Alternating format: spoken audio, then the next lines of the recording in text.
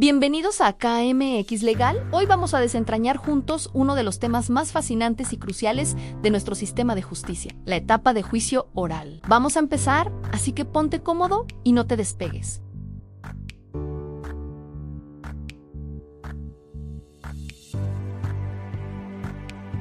Entendido esto, ¿cuáles serían entonces las fases por las cuales estará conformado nuestro juicio oral? Pues serían los siguientes. Nuestra audiencia de juicio oral va a empezar con lo que son los alegatos de apertura por parte de la Fiscalía. Es aquí en donde tendremos esa primera intervención por parte del MP, en donde se establecerá de manera muy general cuál es la teoría del caso que nos presentará a lo largo de este juicio oral. Una vez que hayamos escuchado los alegatos de apertura por parte de la Fiscalía, nos centraremos con los alegatos de apertura por parte de la defensa, que de igual principales. Estas tres etapas son la investigación, la etapa intermedia y lo que es la etapa de juicio oral. Estas buscan esclarecer un delito para impartir justicia, garantizando los derechos de aquellas personas que intervienen dentro de lo que es el proceso víctima y ofensor, obviamente, y es una estructura, recordemos, que se estableció a partir de la reforma constitucional del 2008. Entonces, relativamente todavía podríamos decir que el sistema sigue siendo nuevo.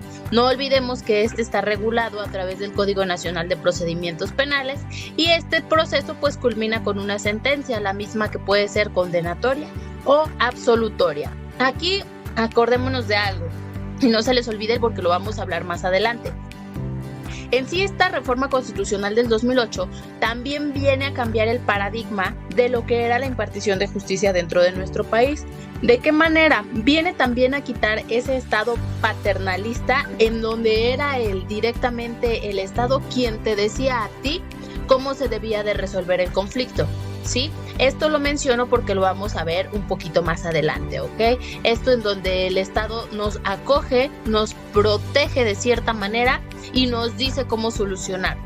¿Sí? ¿Por qué? Porque ahora a lo que venimos con la reforma penal constitucional de 2008 también nos trae una nueva figura, un nuevo método para resolver los conflictos, que es a través de la autocomposición. Es decir, que cada uno de nosotros nos hagamos responsables de las conductas que hicimos o dejamos de hacer y las afrontemos directamente, siendo de igual manera nosotros mismos quienes decidamos cómo es que vamos a resolver el conflicto en el cual estamos inmersos, ¿ok?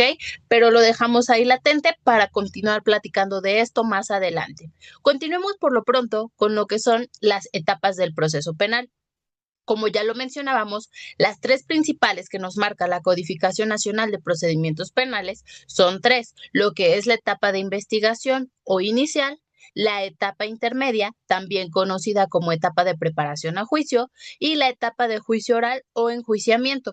Sin embargo, hay que tomar en cuenta, y para fines didácticos, que no se les olvide que no todo se queda ahí. Todavía podríamos sumar otras dos etapas a lo que es nuestro procedimiento penal. Esto sería una etapa de impugnación y una etapa de ejecución, que son todavía etapas donde nosotros como abogados podemos hacer ciertos movimientos respecto al caso que hemos venido trabajando.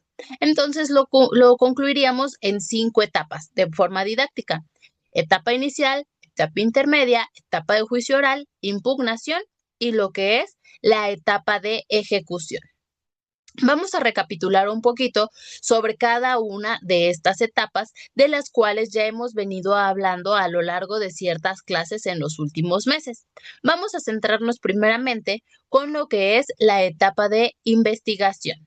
Recordemos que esta etapa es la fase inicial de nuestro proceso penal. Está encargada de determinar si se cometió o no un delito y quién es el presunto responsable del mismo. Esto mediante la recopilación de datos de prueba y la identificación de indicios. Todo recordemos que se lleva bajo la supervisión del Ministerio Público. Recordemos que por eso se dice que el Ministerio Público es quien dirige la investigación dentro de este proceso.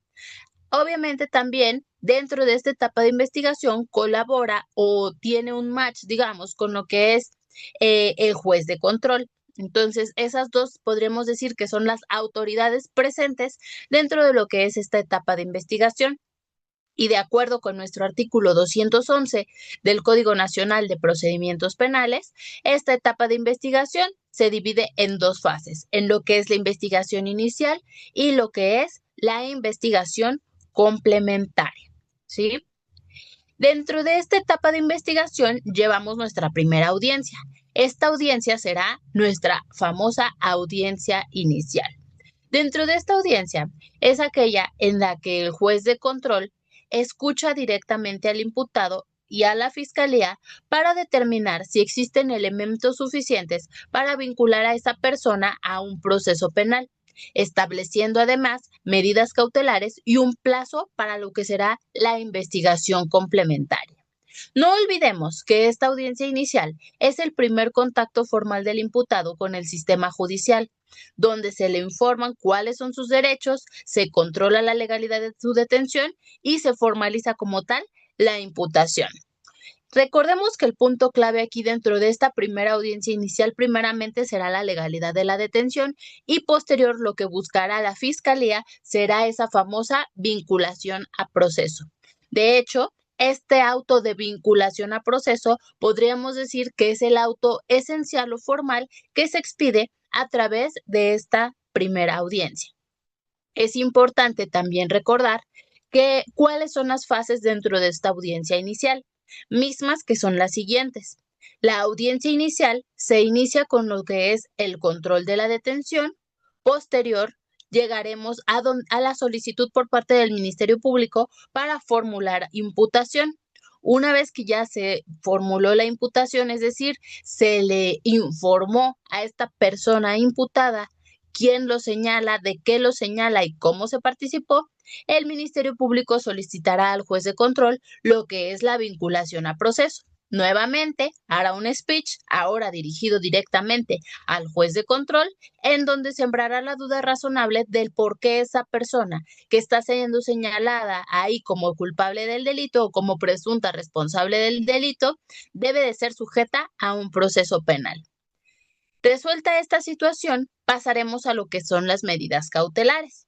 Estas medidas cautelares se impondrán de acuerdo a la peligrosidad del sujeto, así como al tipo de delito que se esté persiguiendo. Una vez que ya hayamos hablado de estas medidas cautelares, concluiremos la audiencia inicial con lo que es el plazo de cierre de investigación. Este plazo de cierre de investigación es la temporalidad que solicitará el Ministerio Público y también lo debatiremos con la parte de la defensa en cuanto a cuál es el tiempo óptimo para concluir toda esta fase de investigación por parte del Ministerio Público y de esta manera, en su momento dado, se determine qué es lo que continuará dentro del proceso. Si se formula una acusación o paramos por ahí al momento con algún sobreseimiento. Entonces, de esta manera, con lo que es el plazo de cierre de investigación, es con lo que concluiría nuestra audiencia inicial. Y como ya lo decía, esa temporalidad que se dé con el plazo de cierre de investigación es con lo que concluirá como tal todo lo que sería nuestra etapa inicial. Una vez concluido este plazo de cierre de investigación, se cierra esta fase de la etapa inicial y pasaríamos a lo que es nuestra etapa intermedia. Esta etapa intermedia es la segunda fase y su propósito es depurar el proceso para preparar el juicio y determinar cuáles serán las pruebas admitidas al mismo. Esta etapa intermedia inicia con lo que es la preparación de la acusación formal por parte del Ministerio Público y va a concluir con lo que será el auto de apertura a juicio oral emitido por el juez de control. Y aquí nuevamente, el auto que se emite o que emana de esa audiencia intermedia es precisamente este que les acabo de comentar, lo que es el auto de apertura a juicio oral. Dentro de él ya estará contenido todo sobre lo cual va a versar nuestro juicio oral. De ahí que también esta audiencia se llame audiencia de preparación a juicio oral. ¿Cuáles son las fases dentro de esta audiencia intermedia? Pues serían las siguientes.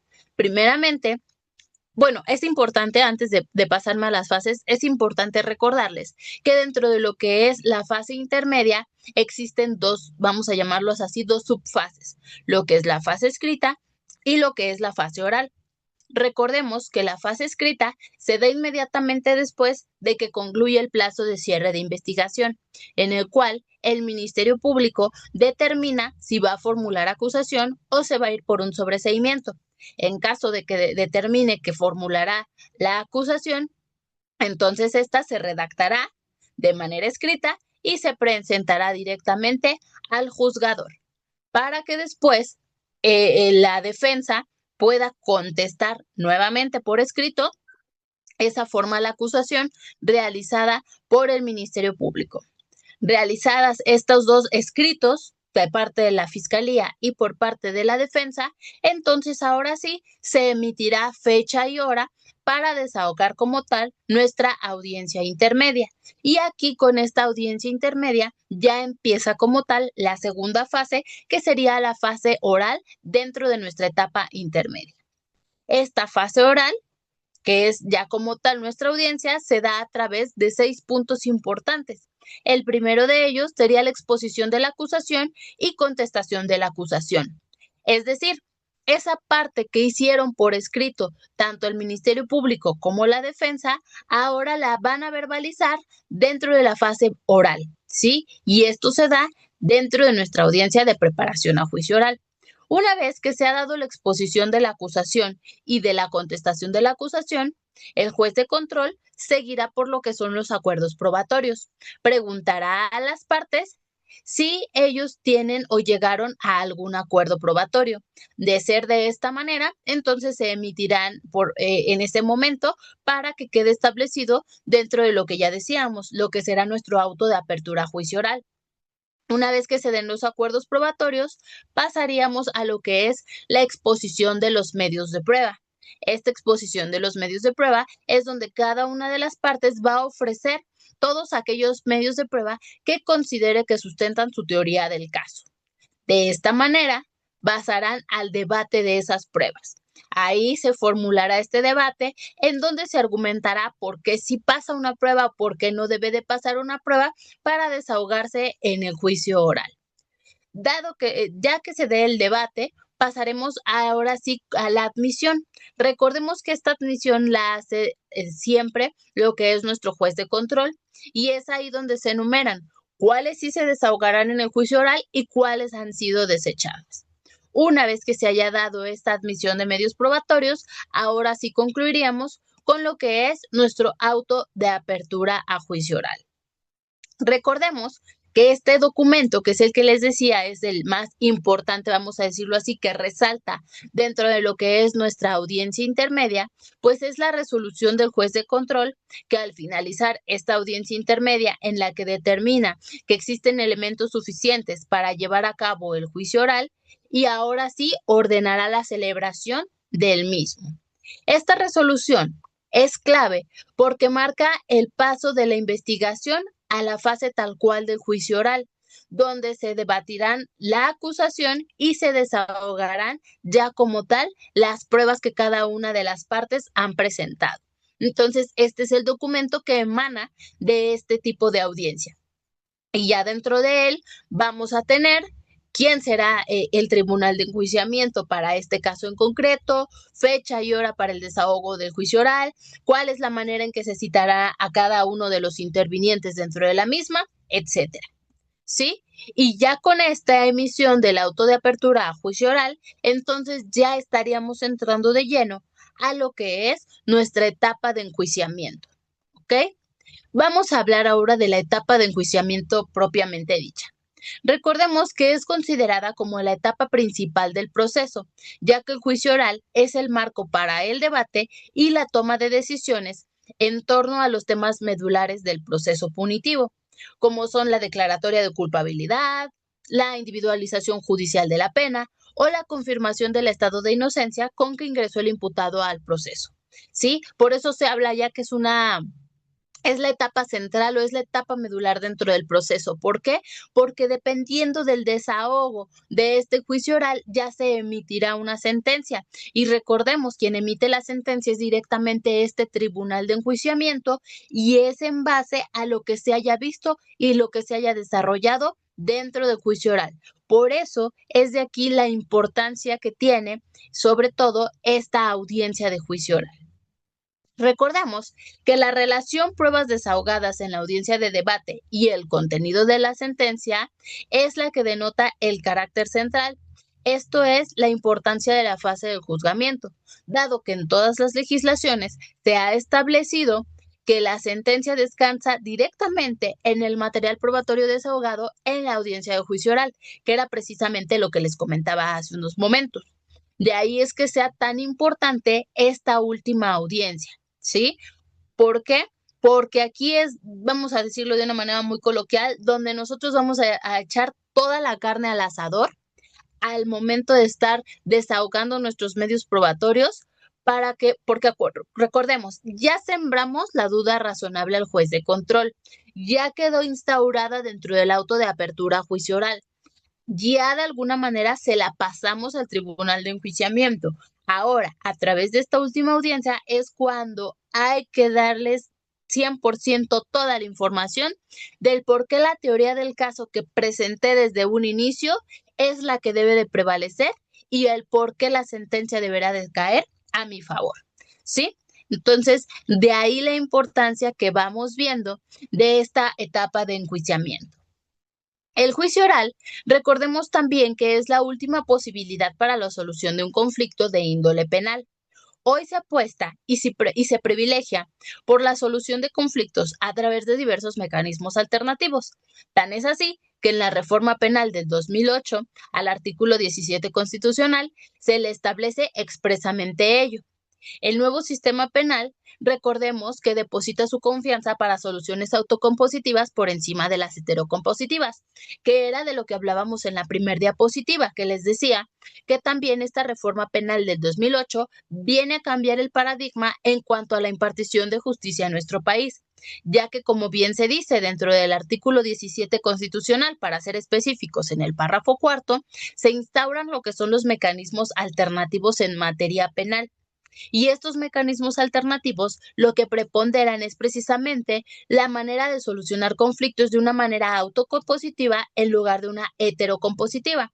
Recordemos, la manera heterocompositiva es cuando alguien ajeno al conflicto, es decir, un tercero ajeno al conflicto, emite la solución al conflicto.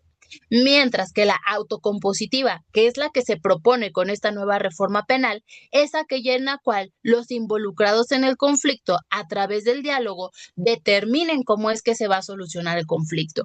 De ahí lo que hablábamos del Estado paternalista. Anteriormente, y todavía un poquito hasta la fecha, seguimos o la gente sigue acostumbrada a que sea el Estado a través de un juez quien les diga cómo se deben de resolver los conflictos. Y algo que trae o que quiso de alguna manera el legislador traer a la mesa con esta nueva reforma penal, tomando en cuenta lo que son los mecanismos alternativos, es meter esa manera autocompositiva. Yo como Estado ya no te voy a decir cómo soluciones tus conflictos. Te voy a dar las herramientas legales para que los involucrados en un conflicto, a través del diálogo, vayan viendo cuál es la solución óptima a su conflicto. Es decir, de alguna manera se responsabilicen un poco más acerca de sus conductas. ¿Qué hicieron o dejaron de hacer para estar inmiscuidos dentro de este conflicto? Y ahora que ellos vean a través de sus posibilidades cuál es la manera de solucionar el mismo. ¿Sí? Esto es poco de lo que se habla acerca de este procedimiento alterno a lo que es el juicio, pero que lo tenemos ahí, ¿sí? Y muchas veces nos facilita muchas cosas alrededor o en torno a lo que es la materia penal. Pero punto importante, los mecanismos alternativos de solución de conflictos en materia penal tendrán cabida única y exclusivamente hasta antes de que se haya dado el auto de apertura a juicio oral.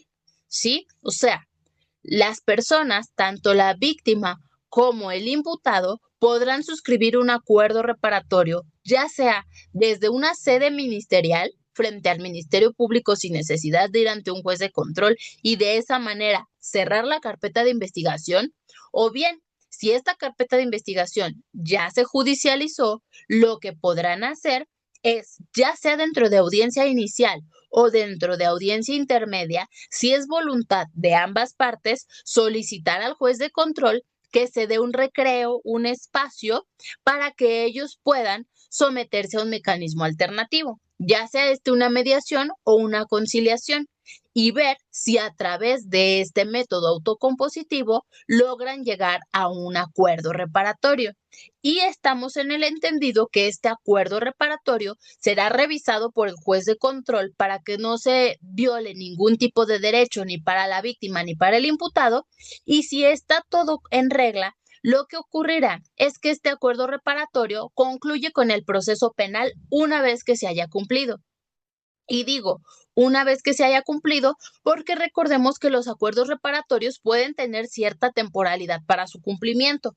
Y esta temporalidad, la misma legislación nos marca que podrán extenderse hasta por 6 meses. ¿Sí? Entonces, se interrumpe el proceso penal de alguna manera para que las partes puedan desahogar lo que es este mecanismo alternativo, suscriban su acuerdo reparatorio, se da la temporalidad para que se cumpla, y una vez que el imputado haya cumplido cabalmente con el acuerdo reparatorio, será el momento en el cual se concluye la situación penal.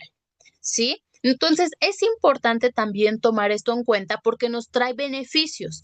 Es mucho más rápido, es un proceso muy ágil, las partes se hacen propiamente responsables de lo que hicieron o dejaron de hacer, y esto se ve plasmado dentro de las cláusulas en nuestro acuerdo reparatorio, y ellos deciden de qué manera van a solucionar el conflicto, algo que también nos sirve porque al ser ellos quienes lo resuelvan, sienten también que se les hizo justicia. ¿Por qué? Porque de esta manera el asunto concluyó a como ellos querían que concluyera.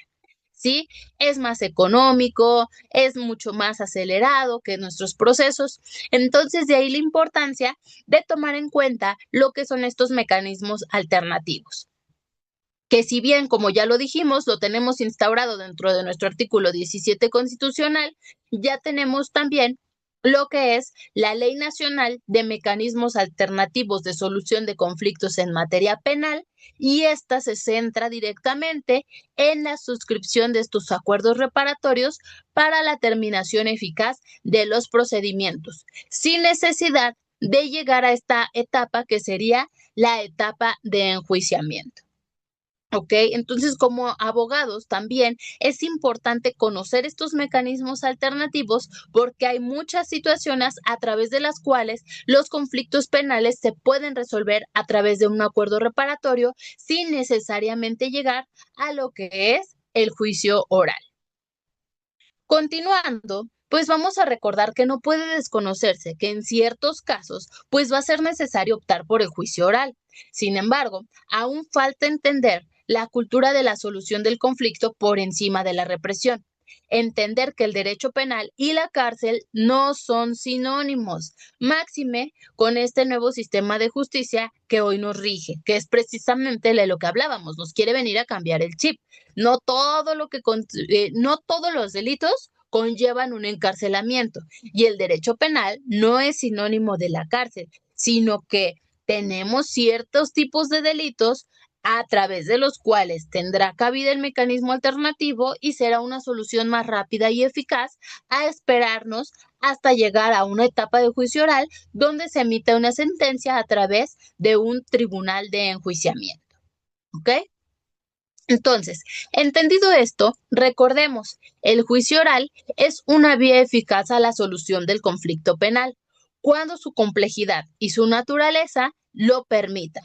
Este no se puede resolver a través de una salida alterna. ¿Por qué? Porque va a ir dependiendo de los delitos. Recordemos, no todos los delitos van a ser susceptibles de una salida alterna.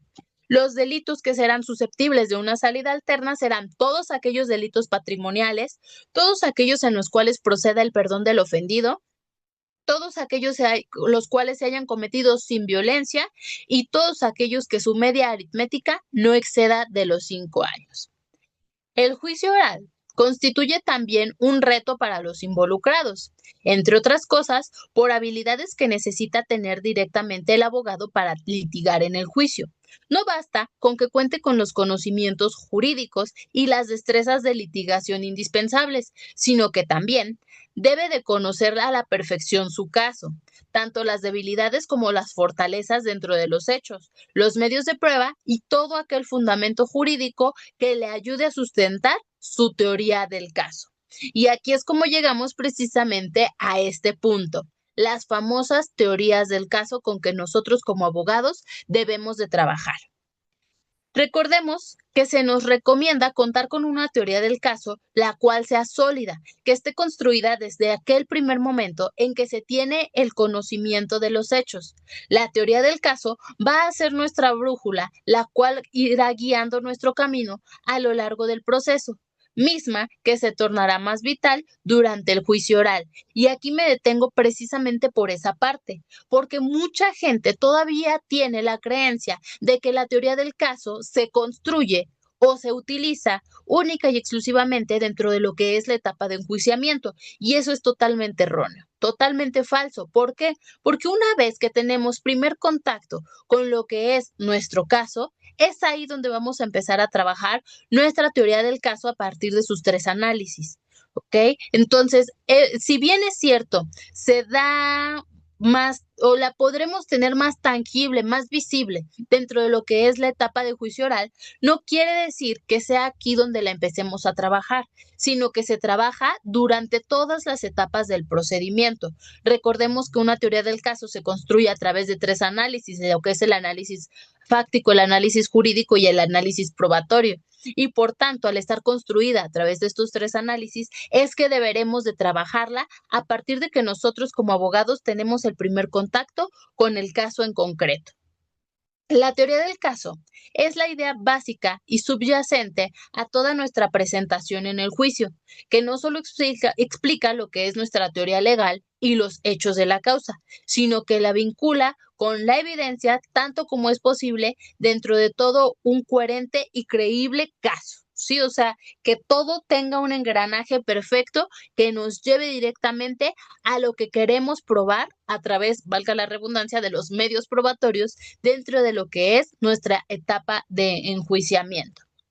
Sea que se trate de una idea simple y sin adornos o de una compleja y sofisticada, la teoría del caso es un producto del trabajo de cada uno de nosotros como abogados, ya que es el concepto básico alrededor del cual gira todo lo demás. ¿Sí? Es nuestra herramienta clave y fundamental para trabajar el derecho penal.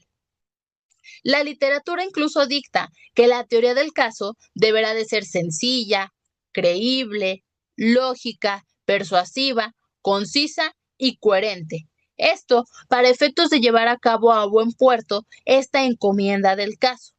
La teoría del caso debe ser capaz de explicarse por sí misma, sin necesidad de incurrir en argumentaciones subjetivas y especulaciones que en nada nos estarán apoyando.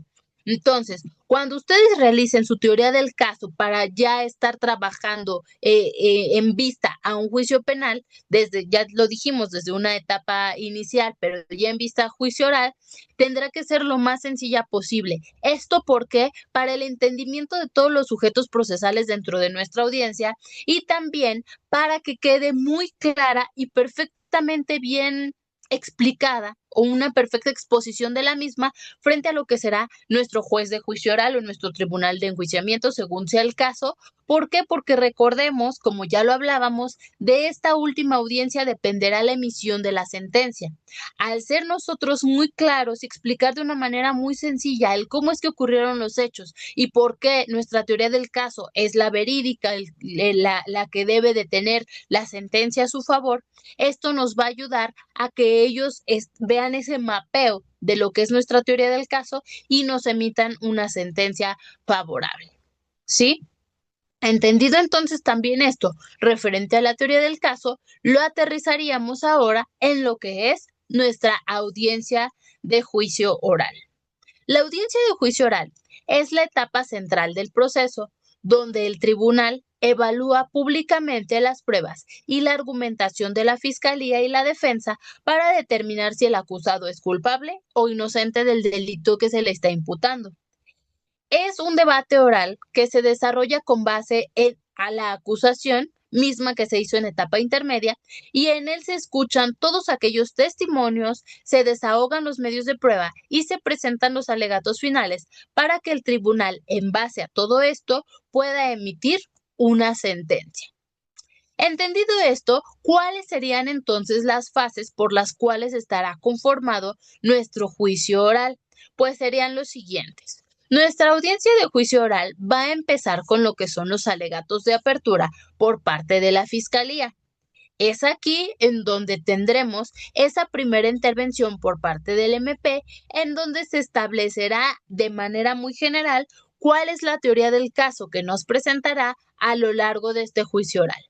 Una vez que hayamos escuchado los alegatos de apertura por parte de la Fiscalía, nos centraremos con los alegatos de apertura por parte de la defensa, que de igual manera serán una exposición breve en cuanto a la teoría del caso que estará presentando dentro del desarrollo del juicio oral. Cabe mencionar que no necesariamente tendremos que escuchar los alegatos de apertura de la defensa, ya que esto se centrará en la defensa que ellos estén utilizando. ¿Por qué?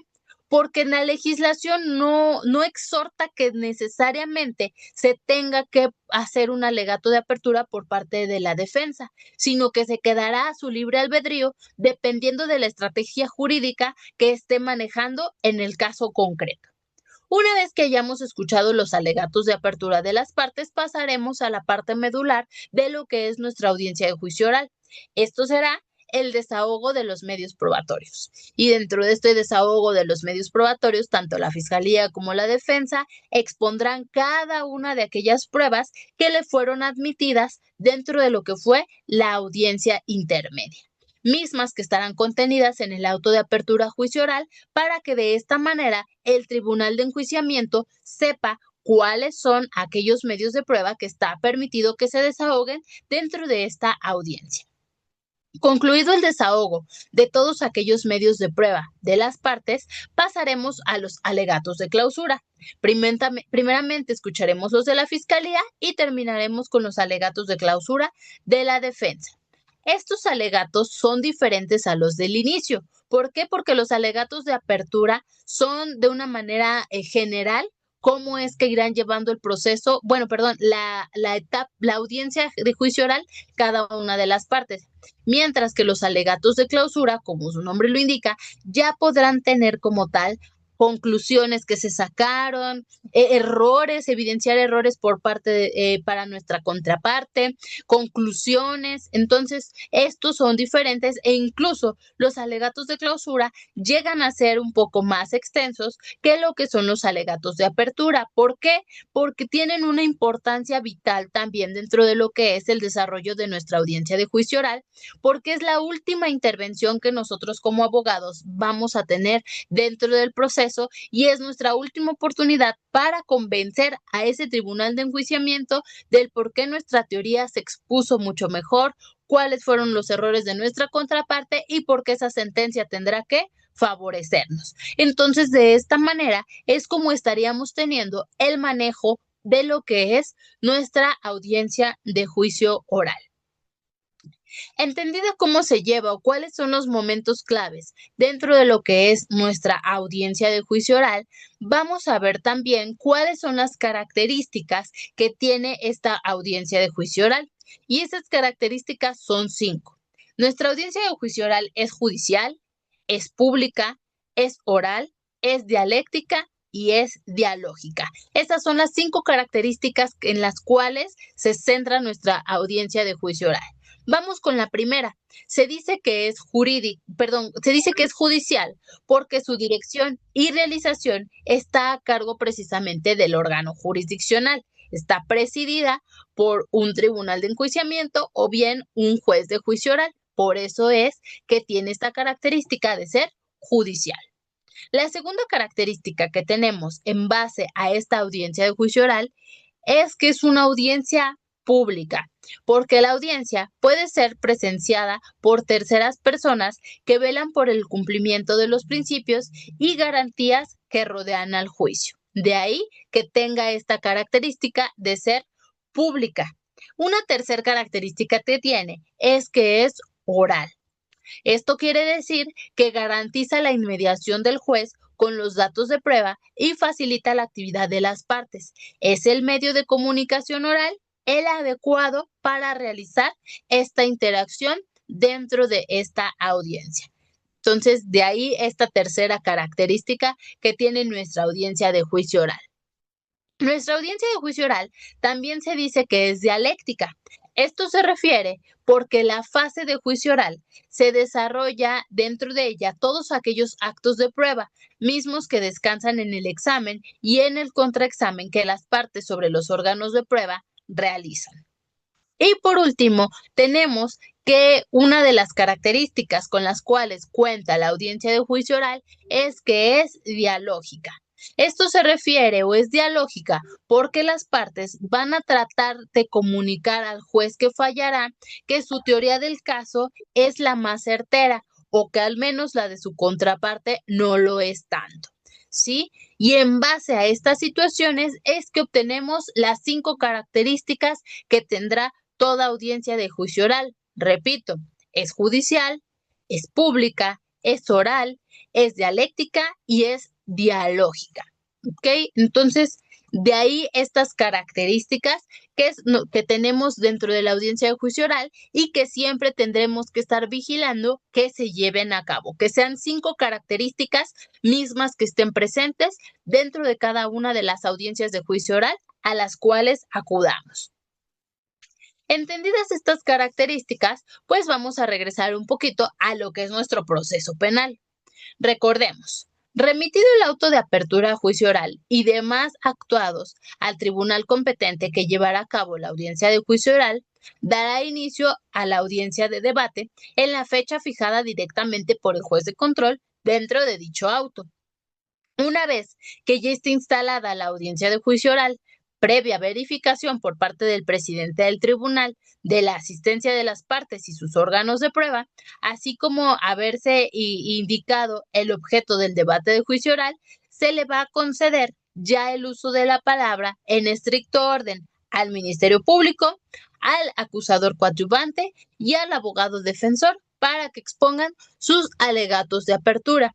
Recordemos, si bien es cierto, siempre tendremos Ministerio Público y abogado defensor, también podremos tener la presencia de lo que es un abogado coadyuvante.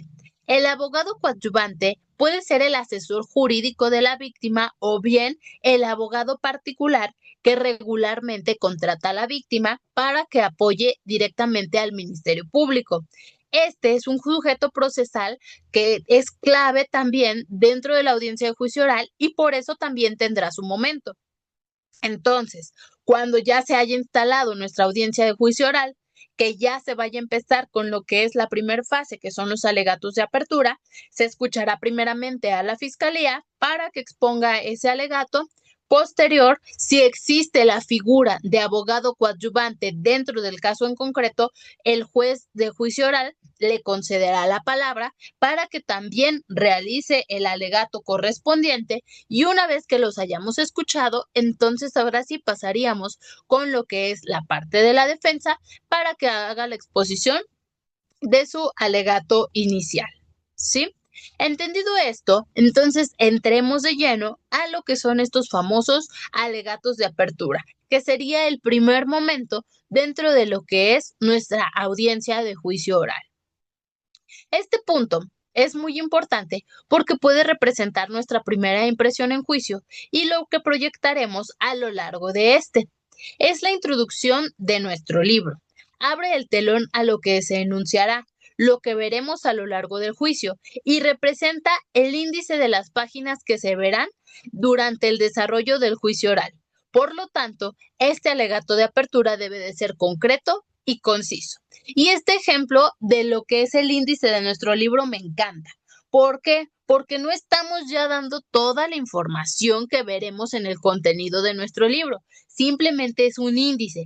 Vamos a ir a dar una exposición de lo que se tratará sin llegar ya a dar cierta información que deberemos de guardar para más adelante.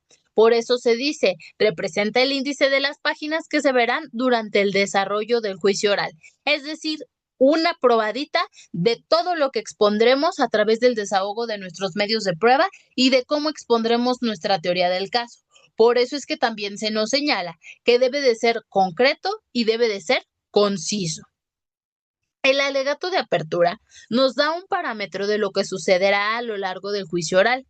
En él se plasma la personalidad de las partes y lo que se espera de las mismas.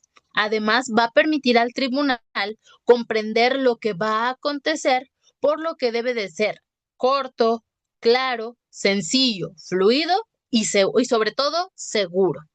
Por medio de este alegato de apertura, las partes van a poder presentar a los jueces el mapeo de lo que desarrollarán durante toda la audiencia, incluyendo un breve relato de lo que se podrá acreditar con cada prueba que presentarán. Esto obviamente va a ser en base a la estrategia que cada uno de nosotros tengamos respecto a cómo será que expondremos esta parte de nuestro juicio oral y sobre todo nuestra teoría del caso. ¿Sí? Lo podemos hacer quizás de una manera general o lo podemos ya ir, digamos, poniendo ciertos puntos sobre la sí, ¿no? ¿Por qué? Porque diremos, presentaremos la prueba tal, con lo cual acreditaremos tal, o bien simplemente mencionar que se expondrá una prueba de manera general. Sí, esto ya va a depender de cómo manejemos nuestra teoría del caso cada uno de nosotros y sobre todo también cuál es esa certeza o cuál es esa seguridad que tenemos de que ese medio probatorio va a tener una validez o un peso tan general o tan específico como se está hablando dentro de lo que es nuestro alegato de apertura. Sí, entonces podemos incluir o no el breve relato de lo que podrá acreditar con cada una de las pruebas que se presentarán o hacerlo de una manera un poquito más general. Pero lo que sí es que el alegato de apertura debe de cumplir con esas características, que sea corto, que sea claro, que sea sencillo, que sea fluido y que sea seguro. Durante este alegato cobra mucha importancia la capacidad de síntesis de quien está argumentando, pues si bien se debe ahondar en detalles importantes, el mismo no debe constituirse en un discurso tedioso y cansado que logre que se pierda el interés y que inclusive nos dejen de escuchar. Entonces, por eso debemos de tener mucho cuidado en cómo vamos a ir estructurando nuestro alegato de apertura. ¿Sí? Debemos de tener esa capacidad de síntesis en cuanto a cómo vamos a argumentar, porque sabemos que queremos decir mil cosas, ¿sí? Queremos exponer de la acusación, queremos exponer de los medios probatorios que se van a presentar, a veces queremos hablar de los acuerdos probatorios que se hicieron en etapa intermedia, etcétera. Entonces, es importante que ordenemos nuestras ideas, que hagamos un speech bien hecho, pero con mucha capacidad de síntesis, porque si este discurso lo alargamos, se va a hacer tedioso, se va a hacer cansado y al final del día, si bien es cierto, estamos exponiendo para todos los sujetos procesales dentro de la sala de juicio oral, a quien debemos de tener directamente en la mira es al juez de juicio oral o bien a este tribunal de enjuiciamiento. Queremos tener su atención, que vean que somos claros, explicarles de una manera sencilla, porque recordemos que el fallo viene de ellos y es también un punto clave en el cual nos debemos centrar. Estamos exponiendo para ellos. Si bien es cierto, tenemos público, tenemos sujetos procesales, al que debo de convencer es directamente a mi juez, porque es quien va a emitir el fallo. Por tanto, es importante resaltar que en el alegato de apertura no se concluye porque apenas va abriendo el telón y aún no se ha dado el desfile probatorio que nos va a permitir argumentar sobre lo sucedido. Es decir, no se ha desahogado ningún medio de prueba que sustente lo que decimos. Ello a diferencia de lo que sería un alegato de clausura. Entonces, por eso lo que les decía hace un momento cuando les explicaba las fases dentro de lo que es nuestra audiencia de juicio oral. ¿Sí? Cuando hablamos de alegatos de apertura, no vamos a dar conclusiones. ¿Por qué? Porque todavía no exponemos lo que viene siendo nuestros medios probatorios para poder sacar conclusiones. Entonces hay que ser muy inteligentes y en cuanto a qué va a ser nuestro alegato de apertura. Es apenas lo que hablábamos. Es el índice del libro que vamos a exponer dentro de nuestra audiencia de juicio oral. Entonces, si tú quieres meter conclusiones dentro de lo que es el alegato de apertura, mal. Ahí modifícalo porque todavía no podemos concluir si no hemos demostrado nada a través de medios probatorios que todavía no se desahogan. Sí, entonces ahí la importancia de tener precisamente bien claro qué información podemos vertir dentro de un alegato de apertura y cuál sería la información que vertiríamos dentro de lo que es un alegato de clausura. Vamos a centrarnos un poquito en lo que sería el alegato de apertura por parte del Ministerio Público. En el caso del Ministerio Público, su alegato de apertura deberá consistir en una exposición resumida de su acusación realizada en la etapa intermedia. Ello porque el Tribunal de Enjuiciamiento y los intervinientes ya conocen la acusación a cabalidad, misma que se encuentra contenida precisamente en el auto de apertura que fue remitido por el juez de control. Además, no debemos de olvidar que ya en la etapa intermedia, el Ministerio Público ha expuesto la acusación y la ha verbalizado dentro de lo que es la audiencia, que era precisamente de lo que hablábamos hace un momento. Si bien es cierto, nos vas a hablar como Ministerio Público dentro de tu alegato de apertura de lo que es la acusación, va a ser de una manera muy, muy simple y con mucha síntesis, ¿sí? Por eso es lo que hablábamos, la capacidad de síntesis que debe de tener como tal el abogado, ¿sí? Porque esas a lo mejor 5 o 10 páginas que son tu acusación, las vas a resumir en un párrafo dentro de lo que será tu alegato de apertura. Por lo que hace al alegato de apertura de la defensa, pues la misma podrá presentar o no su alegato de apertura.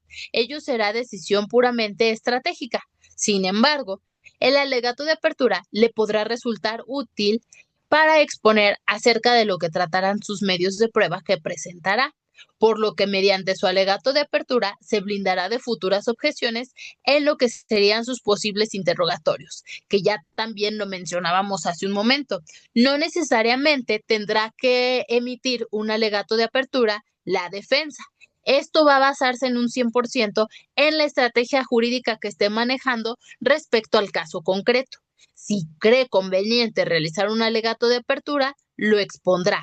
Si cree no ser conveniente de acuerdo a la estrategia jurídica que está manejando, puede no hacer alegato de apertura y nos iríamos directamente al desahogo de medios probatorios. Esto ya dependerá de cada uno de nosotros conforme a la teoría del caso que estemos aplicando y también del caso en concreto que se esté persiguiendo. Pero como nos lo indica la diapositiva, le puede resultar muy útil para exponer acerca de lo que tratarán sus medios de prueba. Pero al final del día, cada uno de nosotros, en base a la estrategia jurídica que estemos determinando, decidiremos si exponemos o no dicho alegato de apertura. Y ojo, esto solamente aplica para la defensa, no aplica en ningún sentido para el Ministerio Público, porque siempre, en toda audiencia de juicio oral, es obligación del Ministerio Público emitir un alegato de apertura. También, continuando con la defensa, mediante su alegato de apertura, podrá hacer ver que los medios de prueba de la Fiscalía pueden llegar a ser contradictorios, pues a lo largo del desahogo se apreciará cómo se contraponen los unos a los otros, pudiendo también hacerse ver que los medios de prueba del Ministerio Público pueden llegar a ser insuficientes al no poder alcanzar, mediante su desahogo, el estándar probatorio que se requiere para poder condenar. Entonces, punto central aquí también. Si somos defensa y hemos encontrado o sabemos de algún error dentro de los medios probatorios por parte de nuestra contraparte, que en este caso sería la Fiscalía, Si tenemos la certeza, podemos empezar a exponerlo dentro de lo que son los alegatos de apertura, porque así ya estamos metiendo o sembrando la semillita dentro de lo que es nuestro tribunal de enjuiciamiento, que recordemos, como ya lo hablábamos hace unos segundos, es el que emite la sentencia y son sobre de ellos quienes tenemos que ir manejando, digamos así, o manipulando un poquito más nuestra teoría del caso. Esto comparado con respecto al resto de nuestro auditorio que estará presente dentro de lo que es nuestra audiencia de juicio oral. Como defensa, también se recomienda que no amplíe tanto su alegato de apertura.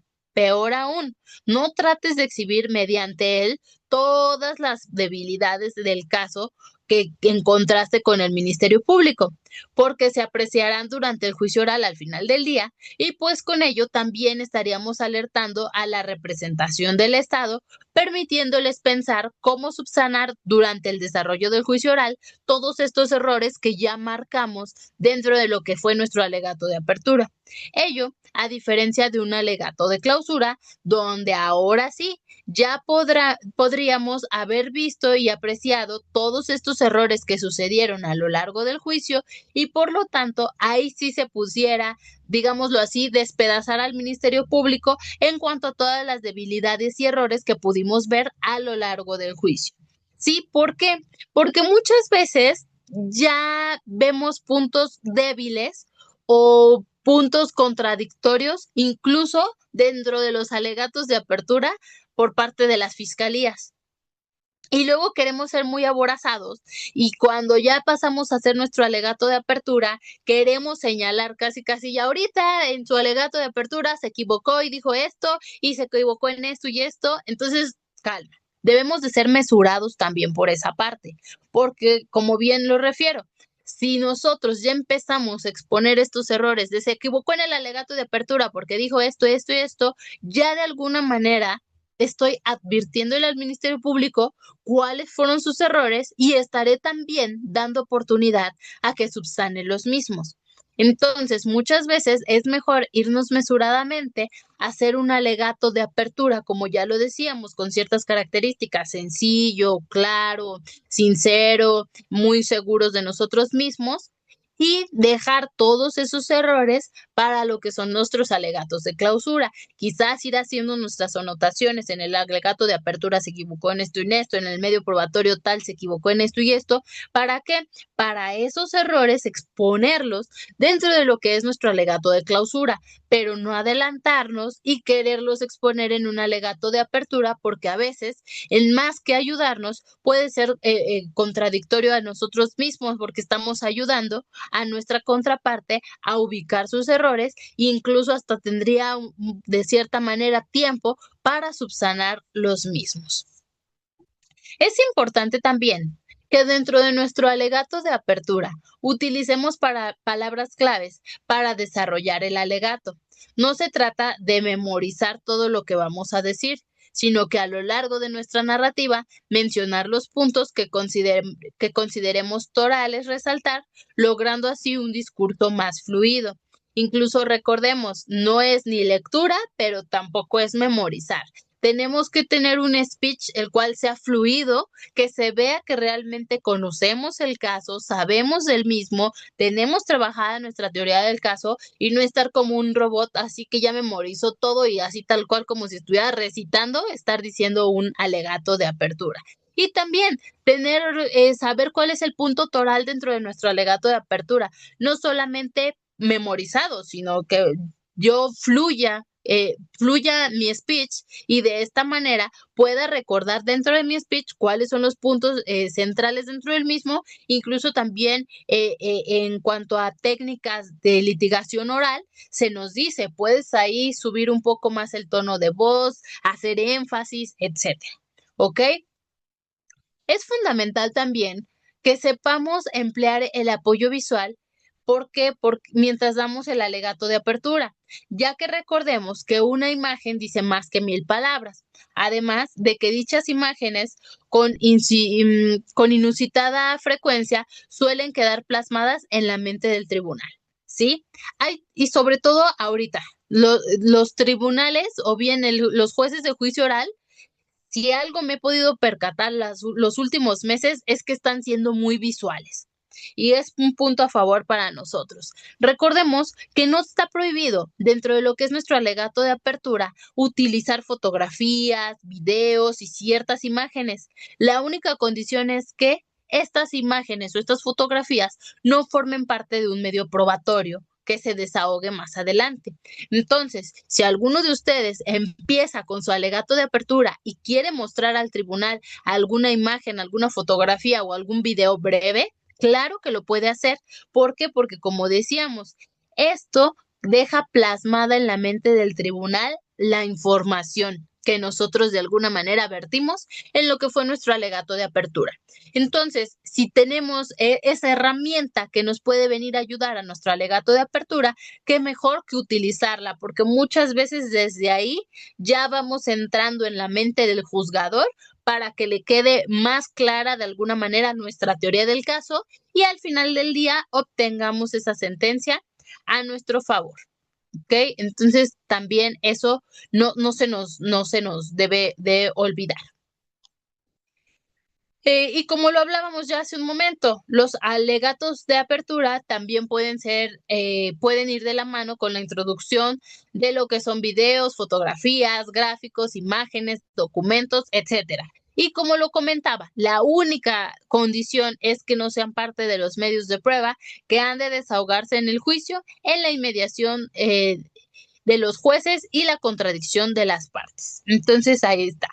Si ustedes quieren quizás una fotografía, estamos en un homicidio y quieren una fotografía de la víctima, de esas grandes, para exponer, miren, él era Juanito, y si no hubiera sido por Panchito, él seguiría con vida y era una persona muy exitosa, que tenía una carrera, una familia, bla, bla, bla, y hacen así como su introducción y luego ya meten su teoría del caso, ¿no? Entonces, eso también, todas esas imágenes, videos, fotografías, gráficos, imágenes, nos ayudan mucho para ir ya, dicen por ahí malamente, haciéndole el coco wash a nuestro tribunal de enjuiciamiento del por qué nuestra sentencia tendrá que salir hacia este lado.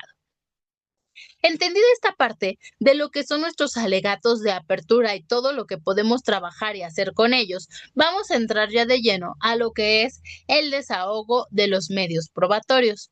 El desahogo de los medios de prueba es la etapa procesal en la que se presentan, se ejecutan y valoran las pruebas admitidas en el juicio oral, para que el juez pueda determinar la veracidad de los hechos que se disputan. Consiste también en llevar a cabo los actos necesarios para que las pruebas tengan validez y sirvan de fundamento para las sentencias, como interrogar a testigos, presentar documentos o bien que los peritos expongan cada uno de los dictámenes que se emitieron para entender el caso que se está persiguiendo o el caso que estamos viendo dentro del presente juicio oral.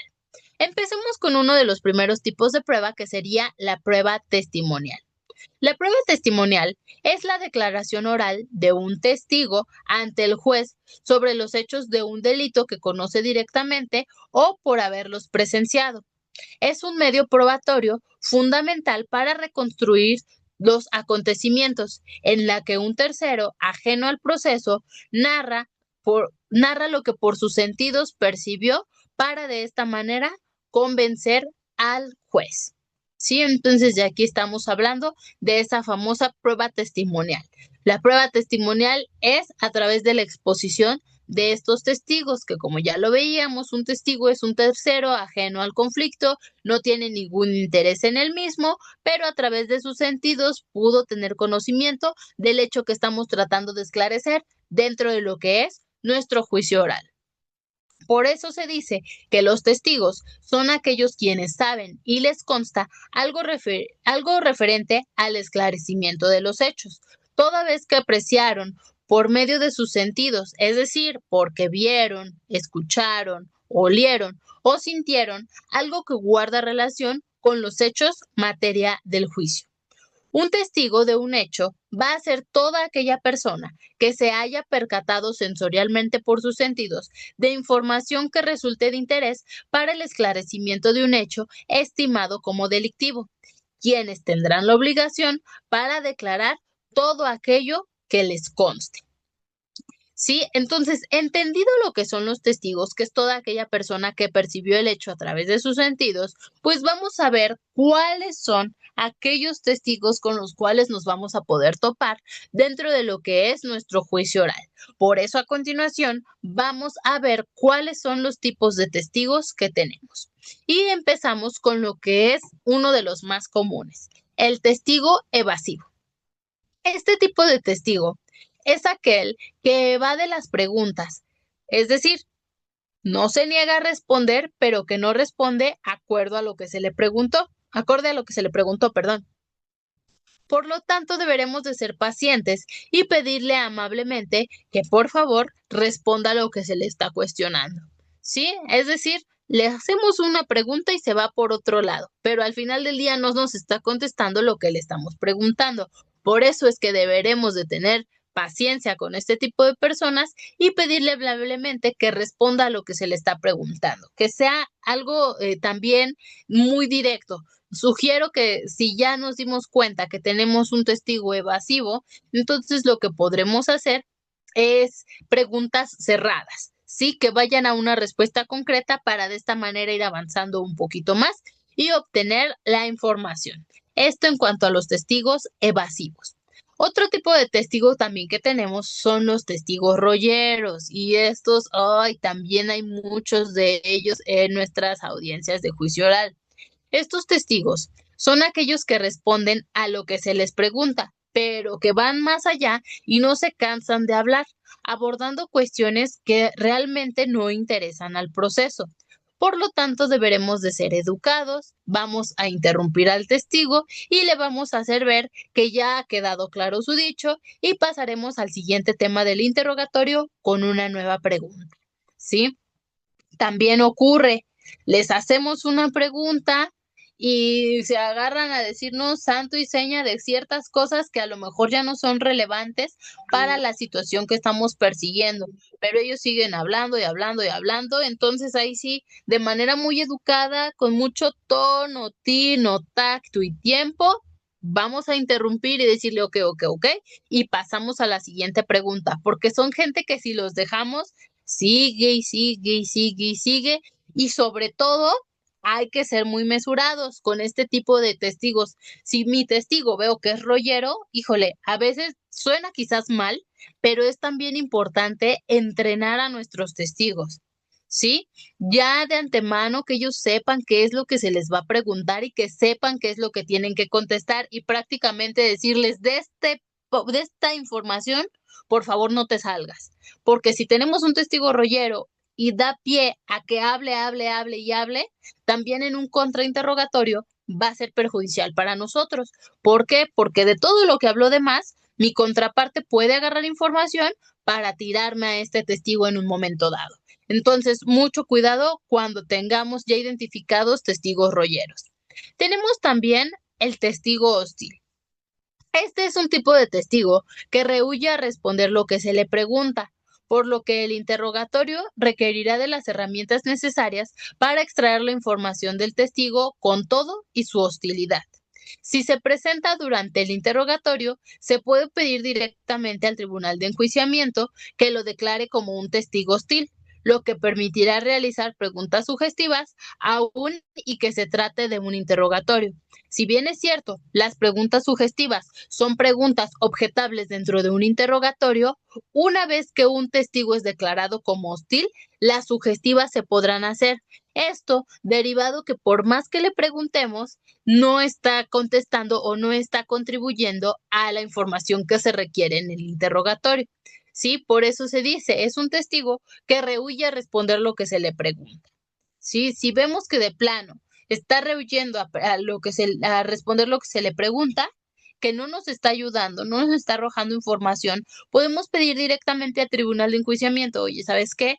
Necesito que lo declares como testigo hostil, estás siendo testigo, tú también, juez de juicio oral, que no está contribuyendo para el esclarecimiento del hecho a contestar mis preguntas, entonces, una vez que se ha declarado como hostil, podremos comenzar a hacer preguntas sugestivas, mismas que estará obligado a contestar y mismas también que no serán objetables. Otro tipo de testigo que podremos tener dentro del juicio oral va a ser el testigo con deber de guardar el secreto. Estos son testigos que tienen conocimiento de los hechos derivados de una relación profesional con el imputado, por lo que solo podrán declarar en casos aquellos en los cuales el imputado expresamente los releve de ese deber. Entonces ahí tenemos todos aquellos testigos que tengan el deber de guardar el secreto, pues se entiende que precisamente no pueden hablar de ciertos temas relacionados con el ámbito profesional que tienen para con el imputado. Podemos hacer quizás un interrogatorio sin tocar ciertos temas, pero si estos temas son fundamentales, entonces sí se le tendría que pedir al imputado que expresamente releve a este testigo de ese deber de guardar el secreto, y entonces de esta manera ya podríamos abordar ciertos temas mismos que conocerá esta persona a la cual estamos interrogando. Otro de nuestros testigos son los testigos menores de edad. Para el desahogo de su testimonio, debe tomarse muy en cuenta el protocolo de actuación para quienes imparten justicia al tratarse de este tipo de menores, para evitar en la medida de lo posible la victimización secundaria del menor y junto con ello alguna afectación psicológica o emocional que podría conllevar el hacerle recordar el evento ocurrido, ¿sí? Su testimonio, por lo tanto, cuando estemos hablando de menores de edad, se deberá de realizar con la presencia y apoyo de sus familiares, así como de un perito especializado en razón de su minoría de edad. Antes de realizarle todas aquellas preguntas que vayamos a hacerle, pues se deberán de evaluar las preguntas que le vamos a hacer y se procederá antes de que sean escuchadas por el testigo.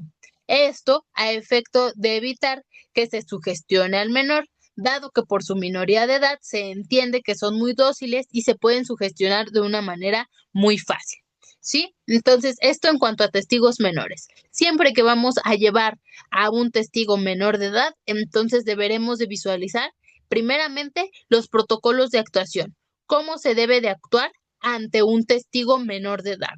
Punto número 2, deberemos de estar en presencia de un perito especializado precisamente en estos menores de edad. Este perito, que por lo general es un psicólogo, primeramente también tendrá que evaluar cuál es el listado de preguntas que le vamos a hacer al menor, siempre y cuando, como ya lo decíamos en la diapositiva, sin que el menor nos escuche, porque si el menor ya desde ahorita va escuchando cuáles son las preguntas que se le va a hacer y las está evaluando el psicólogo, entonces ya se puede ir, por eso se dice que se puede ir sugestionando. Entonces el psicólogo tendrá que analizar las preguntas que le vamos a hacer para no revictimizarlo, y una vez que el psicólogo dé luz verde a estas preguntas que le vamos a hacer, entonces ahora sí ya pasaremos directamente. Va a estar este perito, que por lo regular les digo es perito en psicología, el menor de edad, el padre o tutor de este menor de edad, y entonces ya empezaríamos como tal el interrogatorio de menores. Otro tipo de testigo que vamos a tener presente o que podemos llegar a tener dentro de lo que es un juicio oral puede ser ese famoso testigo experto. No es lo mismo que un perito, debemos de tomarlo en cuenta, pero es un testigo experto.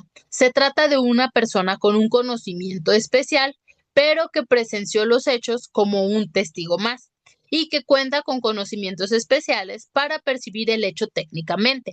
Este testigo experto narra los hechos mediante sus sentidos a través de un conocimiento especial que éste ya posee, mientras que el perito no presencia directamente los hechos, sino que da una opinión a lo que se le pide y se somete a su consideración. El testigo experto, por su parte, no determina ni hace la tarea de lo que sería un perito, dado que el testigo experto solamente relata el hecho que percibió directamente y mediante el conocimiento especializado que posee, ¿sí?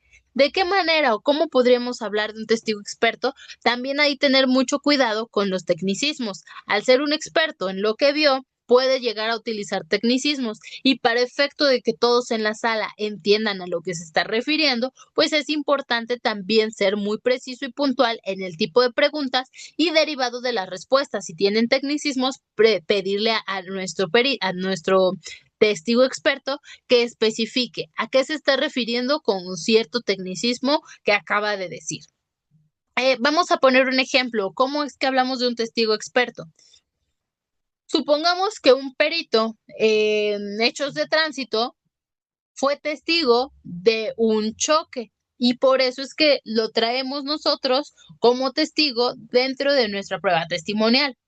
Pero, pues, esa persona, al dedicarse y ser un perito, entonces sería un testigo experto. No está aquí como perito, está como testigo y se determina testigo experto, pues porque al final del día a eso se dedica o tiene un conocimiento y una expertise en lo que vio, pero no es perito, es un testigo y nos va a decir cómo es que a través de sus sentidos percibió el hecho.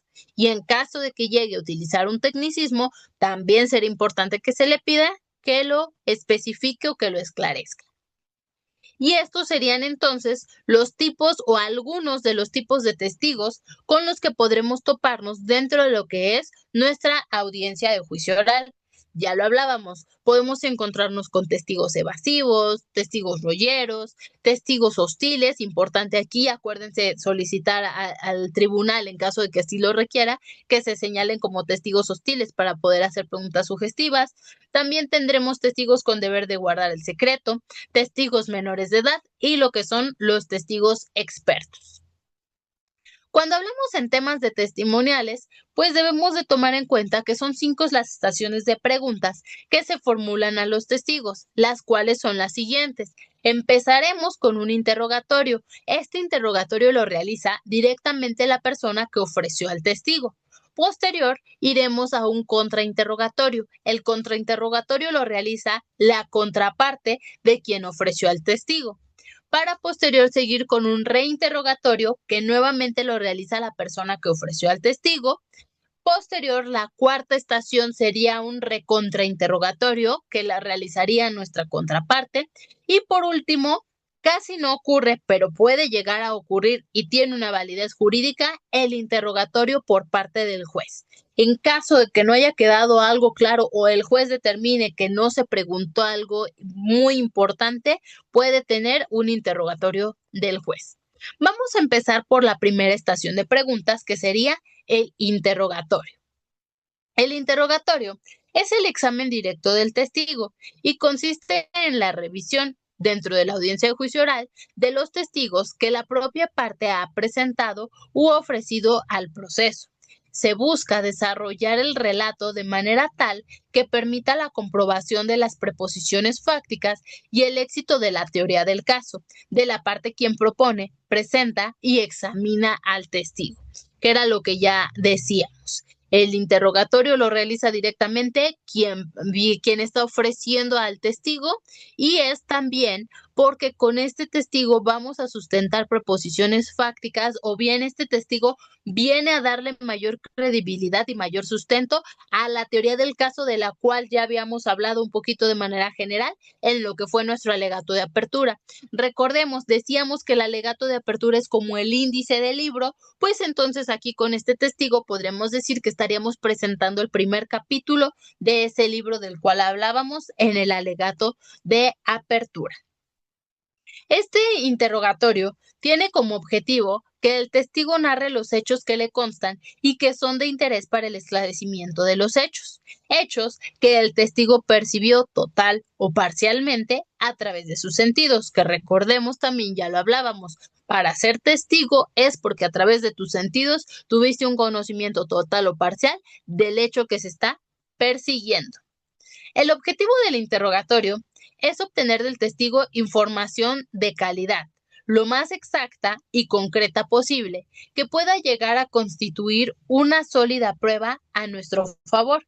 Es sumamente importante extraer toda la información del testigo para que la misma pueda ser valorada de manera individual y en su conjunto por el tribunal de enjuiciamiento, ¿sí? Entonces, hay que tener información de calidad y la más exacta que podamos llegar a tener y que sea concreta. De ahí también la importancia de que todas aquellas preguntas que lleguemos a realizar sean perfectamente bien formuladas y direccionadas, ¿sí? Por eso también, y aquí me adelanto un poquito en cuanto a los interrogatorios, en cuanto a esta parte del interrogatorio, es en cuanto a las estaciones de preguntas, ¿sí? Empezaremos por preguntas que encuadren, o no que encuadren, vamos a decirlo así, que presenten a nuestro testigo. ¿Cómo te llamas? ¿Cuántos años tienes? ¿A qué te dedicas? Sí, ese podría ser nuestras preguntas introductorias. Mira, tribunal de enjuiciamiento, te estoy presentando a una persona confiable. Tan es así que tiene un trabajo, tiene una familia, tiene esta edad, etcétera. Nunca ha sido condenado o nunca ha estado en una situación de este tipo. Ya que encuadré esta parte, que le di esa introducción al tribunal de enjuiciamiento, entonces ahora sí, ¿dónde estabas el 9 de diciembre a las 11:23 de la mañana? Ah, ok, pues yo estaba haciendo esto y ya ahora sí me sigo con el resto de mis preguntas. ¿Sí? Entonces, por eso es fundamental la formulación de preguntas correctas y encaminadas a un punto en concreto. ¿Sí? ¿Para qué? Para de esta manera extraer toda la información del testigo para que esta misma, como ya decíamos, pueda ser valorada de manera individual y en su conjunto por ese tribunal de enjuiciamiento.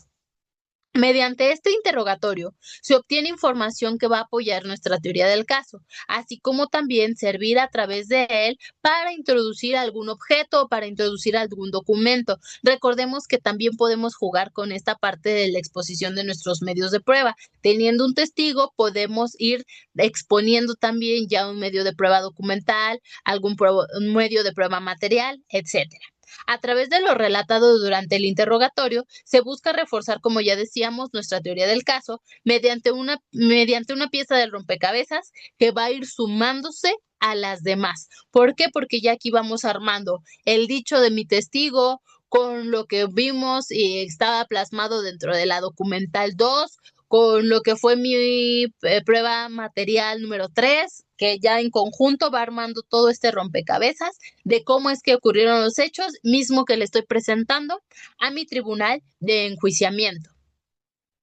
Interrogar, como lo decíamos, va a requerir una estrategia. No se trata solo interrogar por interrogar, o sea, a la deriva, sino que se debe de tener un objetivo que se pretende alcanzar con el interrogatorio, lo que estará en función para apoyar nuestra respectiva teoría del caso.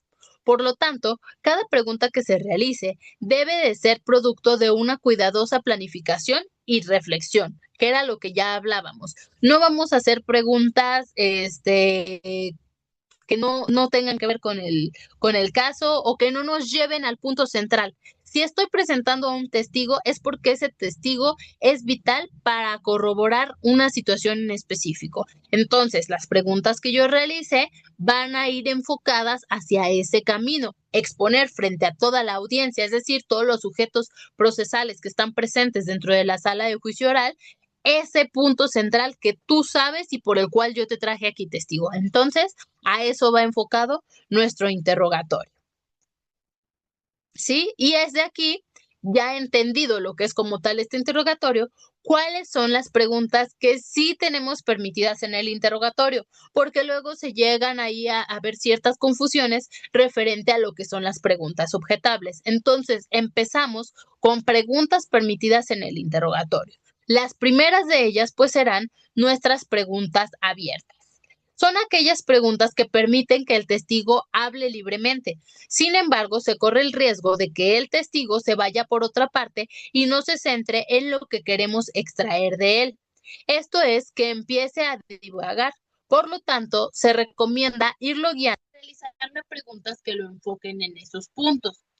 Suelen ser más frecuentes en el interrogatorio, ya que de esta manera permiten que el juzgador evalúe tanto al testigo que es realmente la persona que sabe. Entonces, esto también lo vamos viendo aquí. Con estas preguntas abiertas, se pretende que el testigo amplíe toda esa información, pero sin dirigir o sugerir al testigo, quedando en manos del testigo controlar la información que viene a vertir dentro de este proceso y minimizar el riesgo de sugestión al interrogar. Entonces, las preguntas abiertas, si bien es cierto, son preguntas que están permitidas del interrogatorio, son preguntas, como ya lo dijimos, que se prestan a que el testigo dé mucha información. Y volvemos a lo que hablábamos. Es importante, suena un poco mal, no sé qué otra palabra podamos utilizar, pero es importante adiestrar o entrenar, bueno, no sé, una que no suene tan fea, no, ahorita la encontramos. Vamos a manejarlo mientras así, entrenar a nuestro testigo, ¿sí? Desde antes, Juanita, yo te estoy diciendo que te voy a preguntar esto, esto y esto. ¿Tú cómo me vas a contestar, Juanita? Si yo te pregunto, ¿qué hiciste el 9 de diciembre a las 11:30 de la mañana? Ah, pues bla, bla, bla, bla, bla. Ok, céntrate nada más en esto. Ese día que estemos ya en el juicio oral y yo te pregunte qué hiciste el 9 de diciembre a las 11:30 de la mañana, tú nada más me vas a contestar esto. Ok, y ya, ¿sí? Porque si, acuérdense, también puede ser un arma de dos filos. Si lo dejamos que emita mucha información, también esta información se podrá utilizar en un contrainterrogatorio y más que sustente ese testigo nuestra teoría del caso, nos podría jugar en nuestra contra. ¿Ok? Vamos ahora con lo que son las preguntas cerradas. Normalmente al testigo solo le permiten responder con un sí o con un no, impidiendo que éste se explaye. Por lo general, se centra en ciertos temas que se busca que el testigo deje bien en claro. No deben confundirse con las preguntas sugestivas, pues las mismas no están permitidas en un interrogatorio y no deberían estarlo en ningún momento dentro de nuestro proceso. Estas preguntas cerradas invitan al testigo a responder de entre varias posibilidades, por lo cual focalizan la declaración del testigo en aspectos específicos que interesan al proceso. Cuando el testigo se muestra parco al hablar, las preguntas cerradas suelen lograr animarlo para hablar. Entonces aquí tenemos dos vertientes para la cual podemos usarlos. Para ser muy puntuales en alguna información, por eso las preguntas cerradas pueden llegar con un sí, con un no o con una respuesta muy contundente. Y si vemos como que no está hablando el testigo, no está colaborando, entonces podríamos quizás irnos con preguntas cerradas, siempre y cuando estén perfectamente bien formuladas, porque recordemos, si queremos hacer una pregunta cerrada, pero esta se vuelve sugestiva, entonces ya valió porque podrá ser objetada y entonces el testigo no tendrá por qué contestar la misma. Tenemos también lo que son las preguntas de introducción o de ubicación. Estas preguntas van a buscar ubicar al declarante en una fecha y lugar determinado. En interrogatorio se recomiendan antes de que el declarante se suelte a hablar para ubicarlo, por eso es que se llaman de introducción, y facilitan de esta manera el espacio temporal del declarante. Sí, entonces puedo empezar por una introducción en cuanto a cómo te llamas, cuántos años tienes, a qué te dedicas, tienes familia, no tienes familia, y después yéndonos al año 2025, el 9 de diciembre del 9 de diciembre, siendo aproximadamente las 11:30, ¿dónde te encontrabas? Ah, me encontraba en tal, ¿ok? Si no, también tenemos un ejemplo dentro de la diapositiva. Esos hechos que nos acaba de narrar, ¿en qué fecha sucedieron? De ubicación, espacio temporal del declarante. Sí, entonces todas estas preguntas sí están permitidas y sin ningún temor las podremos estar incluyendo dentro de lo que son nuestros interrogatorios. Tenemos también lo que son nuestras preguntas narrativas. Este tipo de preguntas narrativas buscan que el testigo relate y se explaye en ciertos puntos y que ahonde en ciertos aspectos. Ello a efectos de clarificar la información que esté siendo proporcionada directamente por el testigo. Aquí dentro de la diapositiva tenemos un ejemplo. Nos dice, agente del Ministerio Público, acaba de declarar que vio cuando le robaron la bolsa a la señora López. ¿Es cierto? El testigo contesta, sí. Nuevamente, el Ministerio Público contesta, ¿puede indicar al tribunal lo que usted vio, por favor? Y entonces ahí es cuando ya el testigo nos dice, observé a un muchacho con gorra que se acercó al coche de enfrente, del lado del asiento del copiloto, metió su cabeza y de repente vi que el muchacho tenía una pistola en la mano izquierda, con el otro brazo sacó una bolsa del coche y se metió en una de las calles de adelante. Sí, entonces ya van siendo narrativas. ¿Por qué? Porque se va dando esta interacción de la persona que está interrogando con el testigo y entonces vamos ya llevando esta parte de la narrativa de la historia que le consta a ese testigo que estamos presentando. Existen también lo que son las preguntas de seguimiento o nuestras preguntas específicas. Estas buscan que el testigo, mientras declara, ahonde en ciertos detalles que acaba de dar. Esto es, que se detenga un poquito en un punto en específico para ampliar información dada por él mismo. Y también tenemos un ejemplo. Sería por parte del fiscal, ¿qué fue lo que vio? El testigo nos contestaría: vi dos personas acercarse al vehículo y apuntar con una pistola a la conductora. Ahí entonces me detengo. Describa a esas personas. Y entonces ya el testigo me podría contestar. Uno era alto, tez clara, complexión robusta, cabello lacio, mientras el otro era de complexión delgada, estatura baja y sin cabello. ¿Sí? Entonces ahí ya son preguntas muy específicas. ¿Por qué? Porque en un punto que yo considero toral, voy a generar otra pregunta para que sea más específico respecto de la respuesta que acaba de brindarme mi testigo. Otras serán nuestras preguntas transitorias. Estas preguntas transitorias se utilizan cuando se va a cambiar de tema para evitar que se pierda el hilo de la narrativa del testigo, por lo que permiten pasar de un tema a otro sin que se pierda el sentido en el cual llevamos nuestro interrogatorio. Su uso permite abordar varias temáticas durante el interrogatorio y lo que será el contrainterrogatorio. Por lo tanto, se recomienda siempre que se pueda, pues, hacer uso de apoyo visual. Es decir, dado que es usual que con una imagen se logre transmitir con mayor claridad lo que se está pretendiendo. Entonces, estas transitorias precisamente son, vamos a decirlo así, para no perder el hilo conductual de lo que sería nuestro interrogatorio. Y aquí, entonces ya vamos viendo. Entonces ya vimos todas aquellas preguntas que sí podemos hacer y que si las formulamos correctamente no debiesen ser objetables dentro de lo que es nuestro interrogatorio. Serán todas aquellas preguntas abiertas, ya dijimos, que explayen la información. Preguntas cerradas que se contesten con un sí o con un no y con una respuesta muy concreta, de introducción o de ubicación, todas aquellas que sean narrativas para que se genere esta interacción entre la persona que interroga y el testigo, preguntas específicas y lo que serían preguntas transitorias para llevar a nuestro testigo de un tema a otro. Eso sería en cuanto a lo que es el interrogatorio. Vamos a pasar ahora a lo que sería nuestro contrainterrogatorio, ¿ok?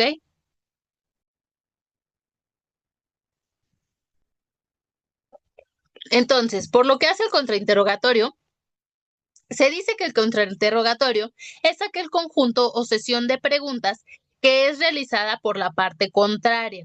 En ese sentido, si se enfrenta a un testigo ofrecido por el Ministerio Público, el interrogatorio lo realiza esa parte y el contrainterrogatorio lo estaría realizando el abogado defensor.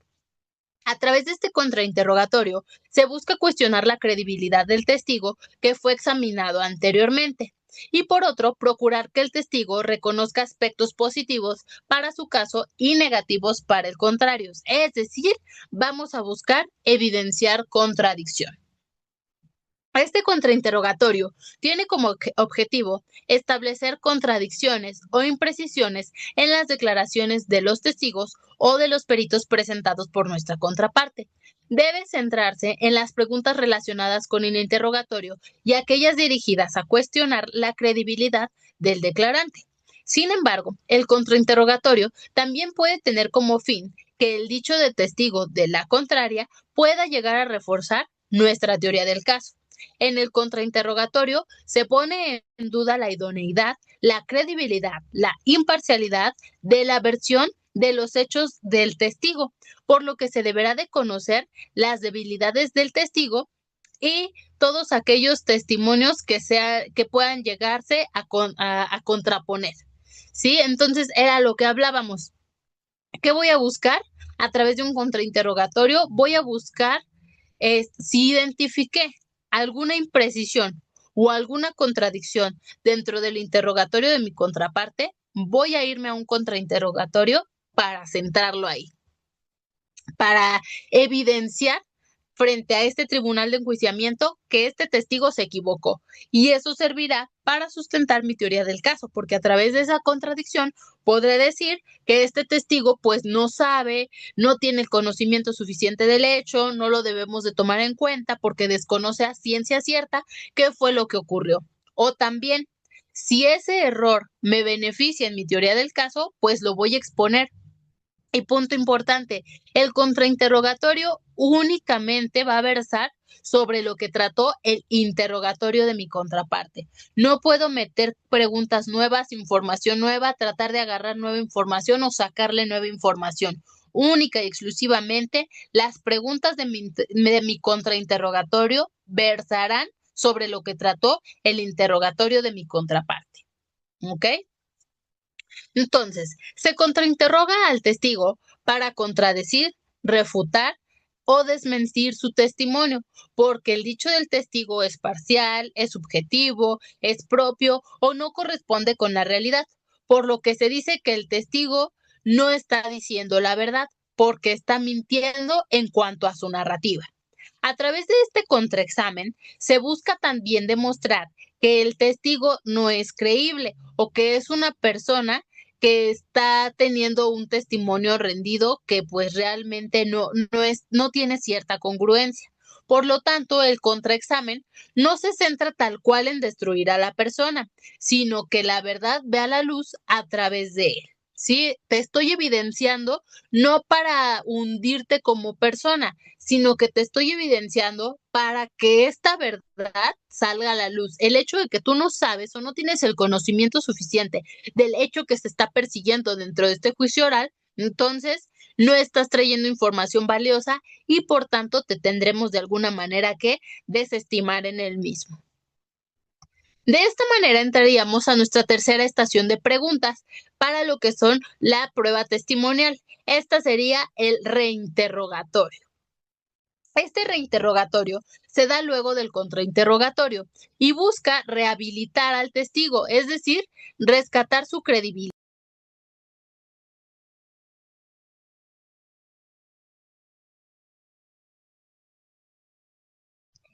Ay, perdón, es que estornudé. Entonces les decía, el reinterrogatorio se da luego del contrainterrogatorio y se busca rehabilitar al testigo y rescatar su credibilidad.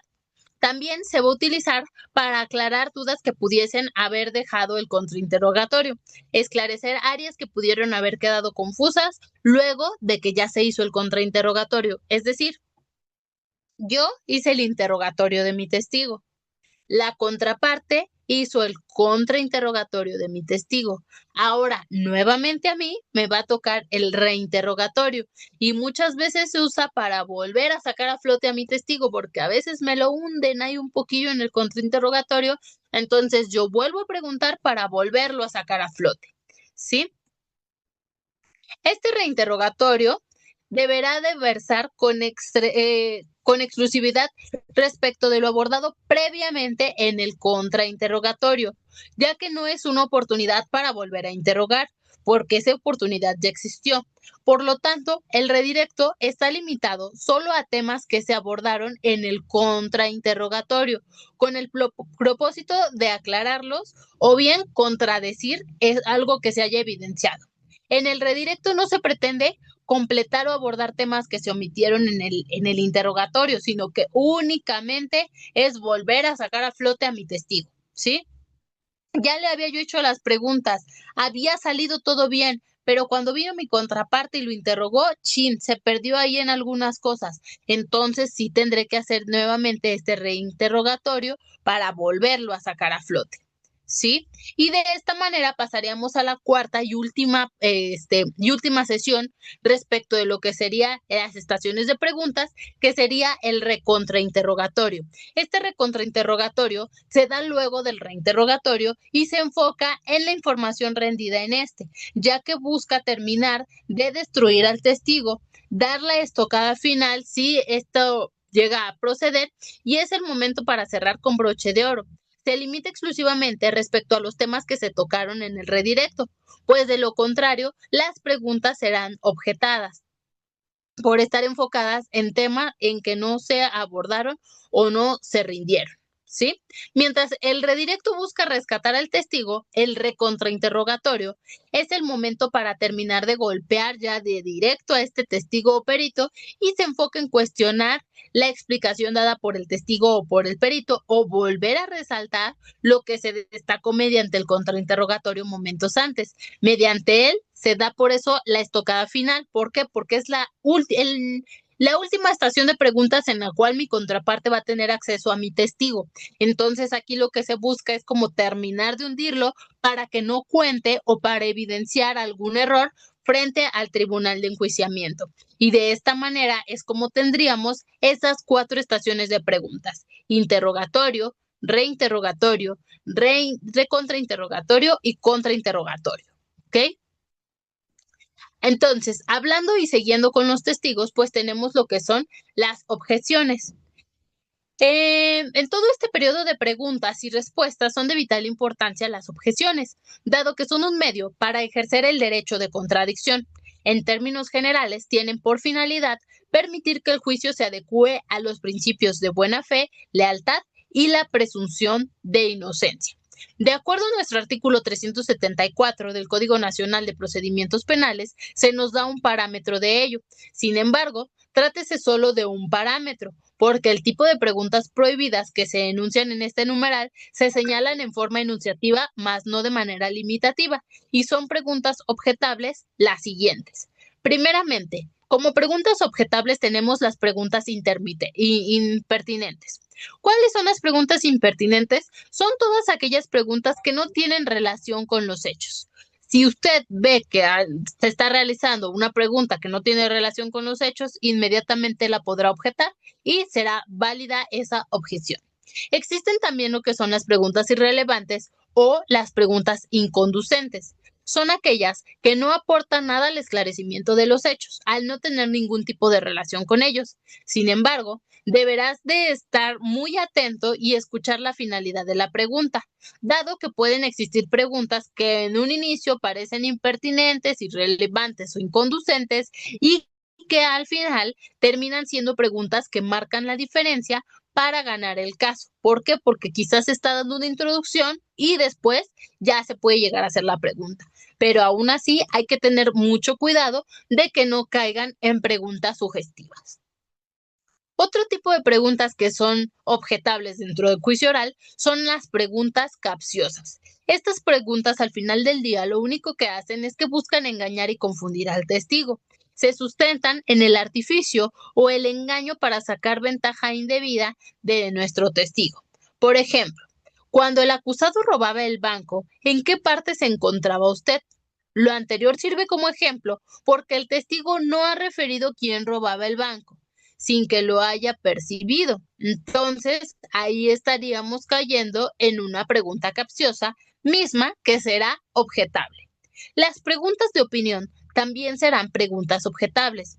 Estas se dan cuando quien declara no es un experto y se le está pidiendo que opine de algo que escapa de su conocimiento que tiene de los hechos. El testigo declara sobre lo que sabe y sobre lo que le consta, sobre aquello que percibió por sus sentidos, sobre lo que vio, escuchó, sintió, olió, probó, etc. Las preguntas de opinión se dirigen a expertos, dado que si no son dirigidas a estos, caen en el terreno de la especulación, resultando carentes de validez y certeza alguna, por lo tanto serán preguntas objetables. Un ejemplo de esta pregunta sería: señor Juan, ¿considera que su esposa es buena madre? Ahí tendremos una pregunta de opinión misma que sería objetable por su naturaleza. Tenemos también como preguntas objetables las famosas preguntas subjetivas. Estas preguntas son objetables en interrogatorio por ser aquellas que dan información al testigo en vez de que la información salga directamente de la boca del testigo, por lo que inducen a la respuesta del mismo.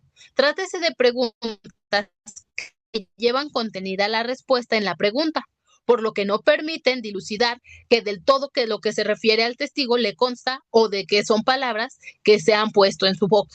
Por lo tanto, son preguntas directamente objetables.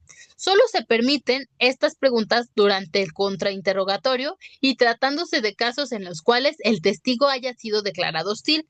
Ya lo hablábamos cuando vimos los tipos de testigo. Cuando el tribunal declare testigo hostil a una persona, entonces sí, ahí podremos realizar preguntas sugestivas. De lo contrario, en ningún momento durante el proceso podremos realizar preguntas sugestivas, ya que serán objetables.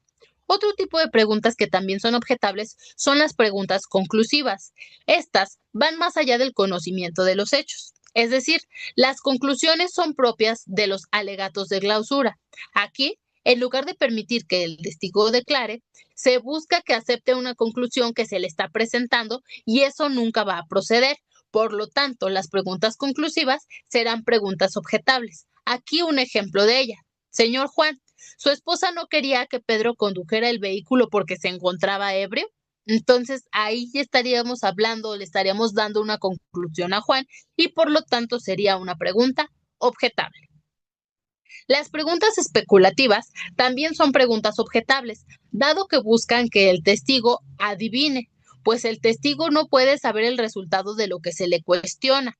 Él está para hablar sobre lo que le consta exclusivamente. Se le presenta una hipótesis al testigo, buscando hacerlo responder, olvidando centrarse en lo que el testigo está declarando sobre lo que sabe y le consta. Entonces, al ser especulativas y buscar que el testigo adivine, serán preguntas objetables. Ejemplo de ello sería la siguiente. Señor Raúl, ¿no es posible que Pedro haya disparado mientras usted se encontraba en el baño? Está especulando, está buscando que la persona, es decir, este testigo, adivine respecto a lo que se le está poniendo sobre la mesa. Por lo tanto, es pregunta objetable. Otro tipo de preguntas objetables son las preguntas compuestas. Se trata de dos preguntas en una. Por lo tanto, estas se deben de dividir una respuesta para cada una de las preguntas. Esto es una pregunta por cada hecho. De lo contrario, existe el riesgo de no saber a qué está respondiendo el testigo. Ejemplo, ¿usted llevaba una camisa de cuadros en color azul? Podríamos dividirla en dos. ¿Usted llevaba una camisa de cuadros? Sí. ¿Era de color azul? Sí. Ah, ok. Entonces, estas se refieren a las preguntas compuestas. Cuando la persona que está interrogando realiza dos preguntas en una misma. Por eso es importante separarlas dentro de lo que es nuestro listado de preguntas, porque si llega a ser una pregunta compuesta, será la misma que podrá objetar nuestra contraparte. Las preguntas argumentativas y las repetitivas también van a ser preguntas objetables. Las preguntas argumentativas son aquellas preguntas largas que se tornan ya en un argumento porque el abogado más que preguntar está argumentando algo. Y si estamos ante esas, podremos objetarlas de inmediato. Por lo que hace a las preguntas repetitivas, son las que ya han sido contestadas, atentan contra la celeridad de la audiencia y buscan confundir al testigo. Por lo tanto, podremos objetarlas en el momento en que estas mismas se estén formulando. También tenemos lo que son las preguntas ambiguas, vagas o poco claras. Estas preguntas son aquellas que no se entienden porque están enunciadas de una forma tan genérica que incluso no se puede responder o no se sabe a qué se está respondiendo exactamente. Resulta difícil determinar qué es lo que se debe de responder, dado que surgen distintas cuestiones dentro de esta misma y se formulan en términos confusos, se tornan incomprensibles de responder y se originan debido a la falta de experticia que tenemos por parte del abogado en cuanto a su interrogatorio o bien llega a notar la mala fe que existe por parte del abogado y que está buscando que el testigo de alguna manera caiga en algún error. Al ser estas preguntas poco entendibles, vagas y ambiguas, serán también preguntas que podamos objetar dentro de lo que es nuestro interrogatorio. Las preguntas tendenciosas. Estas preguntas conllevan afirmaciones que el testigo todavía ni siquiera ha referido o negaciones que el testigo ni siquiera ha realizado, ya que buscan inventar palabras que según refirió el testigo para confundirlo. Estas preguntas tendenciosas, claro que serán objetables dentro de nuestros procesos. También las preguntas de incriminación. Estas preguntas de incriminación son las que tienden a incriminar al testigo con su respuesta. Recuérdese que el testigo no está obligado a declarar sobre los hechos por los cuales se le pueda fincar alguna responsabilidad penal. No basta con hacerle saber al testigo su derecho a la no autoincriminación, sino que también es importante el uso de la objeción para ello si fuera necesario. Entonces, todas aquellas preguntas que de alguna manera busquen incriminar a nuestro testigo serán catalogadas como preguntas de incriminación mismas que son objetables. ¿Sí? Entonces ya también hablábamos de ellas mismas. Tenemos también las preguntas que violan el secreto profesional. Así como lo veíamos en los tipos de testigo, tenemos también preguntas que llegan a violar el secreto profesional.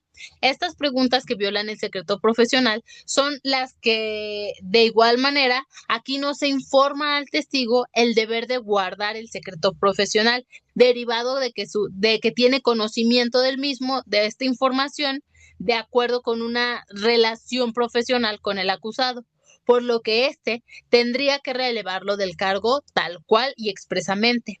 Se puede objetar o se puede apostar por anular el testimonio rendido al no satisfacer lo que se ha mencionado, ¿sí? Entonces, tenemos dos opciones aquí. Si estas preguntas de alguna manera violan lo que es el secreto profesional, podemos dejar que ocurra el contrainterrogatorio o el interrogatorio y al final pedir que se anule el testimonio rendido. O desde un inicio, cuando estamos viendo que se le están haciendo ciertas preguntas que vulneran el secreto profesional, las podemos objetar y las mismas no serán contestadas. El último tipo de preguntas objetables que tenemos también son las preguntas que violan la facultad de abstención. Cuando al testigo no se le ha hecho saber la facultad de abstención que le asiste, permitiéndole responder algo que desconoció. Sin embargo, también se puede esperar y posteriormente anular el dicho del testigo, dado que no se le informó este derecho que le asiste. ¿Por qué? Porque acuérdense, si no sabe, es mejor que diga no sé a que conteste algo que no le consta. ¿Sí? Entonces, de aquí las preguntas que violan esta facultad de abstención. Y como ya hablábamos, todas estas preguntas que pueden llegar a ser objetables dentro de lo que es nuestra audiencia de juicio oral, las tenemos enlistadas en nuestro artículo 374 del Código Nacional de Procedimientos Penales. Pero recordemos, este mismo artículo la señala en forma enunciativa más no limitativa. Entonces, si nosotros consideramos que existe alguna otra situación a través de la cual se esté vulnerando algún derecho de nuestro testigo, la podremos objetar dentro de la práctica. Otro tipo de prueba que vamos a tener y que se puede desahogar dentro de lo que es nuestro juicio oral son las pruebas periciales. Esta prueba pericial consiste en la intervención de un experto al cual llamamos perito para que a través de sus conocimientos técnicos, científicos o artísticos emita una opinión sobre hechos del proceso que requieren un saber especializado. Esta opinión que se plasma, se plasma en un dictamen pericial, mismo que auxilia al juez y a las partes a comprender la evidencia material y a formar su criterio para resolver ese caso en concreto. Aunque la decisión final, recordemos, siempre va a recaer en manos del juzgador. Entonces, la prueba pericial se puede dar a través de dos situaciones: llevar directamente al perito para interrogarlo dentro de lo que es nuestro juicio oral, y aparte, dentro de esta prueba pericial tendremos una documental, que es ese dictamen especializado realizado por el perito. Entonces, esta prueba pericial digamos que es un conjunto. El perito como tal que va y explica lo que le consta y lo que realizó dentro de su prueba pericial o dentro de su dictamen pericial, que entraría como prueba documental, que es precisamente al tipo de prueba que voy. El documento es todo aquel medio que contiene un carácter permanente, una representación actual, pasada o futura del pensamiento o conocimiento, de una actitud artística o de un acto o de un estado afectivo o de un suceso o un estado de la naturaleza, de la sociedad o de los valores económicos, etcétera, cuya significación es identificable, entendible de inmediato y de manera inequívoca porque el sujeto es cognoscente, es decir, cuando la vemos, la leemos, tenemos un conocimiento o emite ese documento información que nos arroja, ese documento nos arroja información que nos ayuda al esclarecimiento de los hechos. Desde este punto de vista, se comprende que todas aquellas manifestaciones de hechos como las llamadas instrumentales, las cuales pueden ser un video, un CD, fotografías, caricaturas, planos, representaciones pictográficas, cartas, fax, códigos de comunicación, fórmulas, etcétera, se van a clasificar como pruebas documentales. Y no olvidemos que las pruebas documentales se dividen en dos, en documentales públicas y en lo que son documentales privadas. También otro tipo de prueba que desahogaremos dentro de esta fase de la audiencia de juicio oral será la prueba material. Esta prueba material gira en torno a la exhibición y análisis de objetos admitidos a juicio. Esta prueba se divide en dos momentos. El primero consiste en establecer la autenticidad del objeto. Para ello, se cuenta con tres opciones. La primera se exhibe en actas de cadena de custodia. La segunda es que se haya ofrecido y admitido una testimonial de aquella persona con capacidad para establecer la autenticidad del objeto que se está presentando. Y en tercer lugar, la declaración de peritos que pueden establecer la autenticidad del objeto que se está presentando. Entonces, recordemos, la prueba material es todo aquel objeto que podamos presentar que nos ayude al esclarecimiento de los hechos. Y la autenticidad de esta prueba material la podremos hacer a través de estas tres tesituras de las cuales ya hablábamos. Porque estamos presentando la cadena de custodia, porque tenemos un testigo que tiene la capacidad para establecer la autenticidad del objeto, o bien tenemos un perito que nos está ayudando para establecer también esta autenticidad del objeto. Una vez que hayamos concluido el desahogo de las pruebas, el presidente del tribunal, en ese orden, le concederá el uso de la palabra al Ministerio Público, al abogado coadyuvante y al abogado defensor para que expongan sus alegatos de clausura o también conocidos como alegatos de cierre. ¿A qué nos estamos refiriendo? Una vez que ya acabamos con esta fase dentro de la audiencia de juicio oral, que fue el desahogo de los medios probatorios de las partes, entonces pasaríamos a la última fase de la cual ya hablábamos diapositivas anteriores, que serían nuestros alegatos de clausura. Estos alegatos de clausura también son conocidos como alegatos de cierre. Y recordemos, son la última oportunidad que tienen las partes para dirigirse al juez antes de que sea emitida la sentencia. En ellos se presentan sus conclusiones finales, argumentando cómo las pruebas presentadas durante el juicio respaldan su teoría del caso y demuestran por qué el juez deberá de dar el fallo a su favor.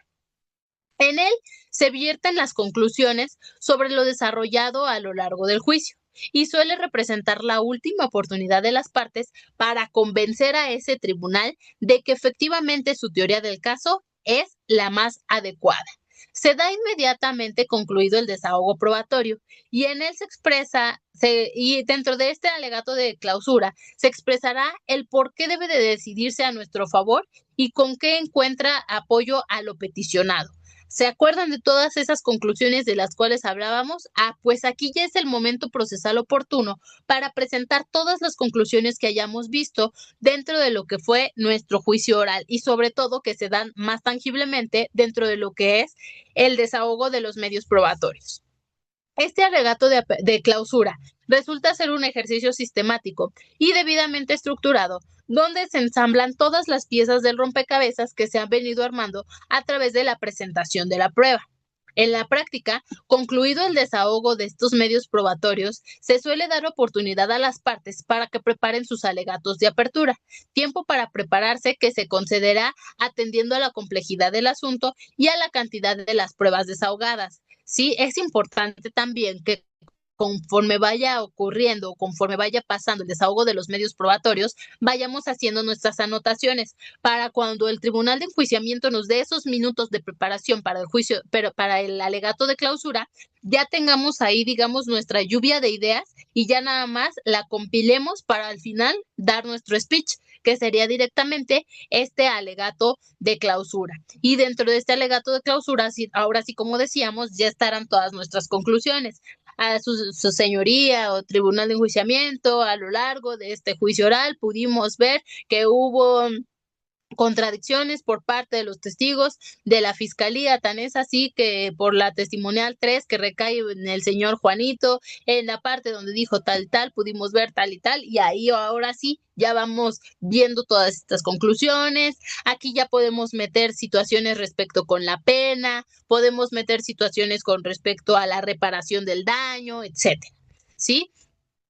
Aquí digamos como ya centramos todo porque recuerden que es nuestra última intervención. Entonces, es como vamos a cerrar con broche de oro todo nuestro trabajo de meses que ya venimos haciendo en cada una de las estructuras de nuestro proceso penal. Y una vez que ya se da esta parte de lo que son los alegatos de clausura, pasaríamos entonces a lo que es la sentencia.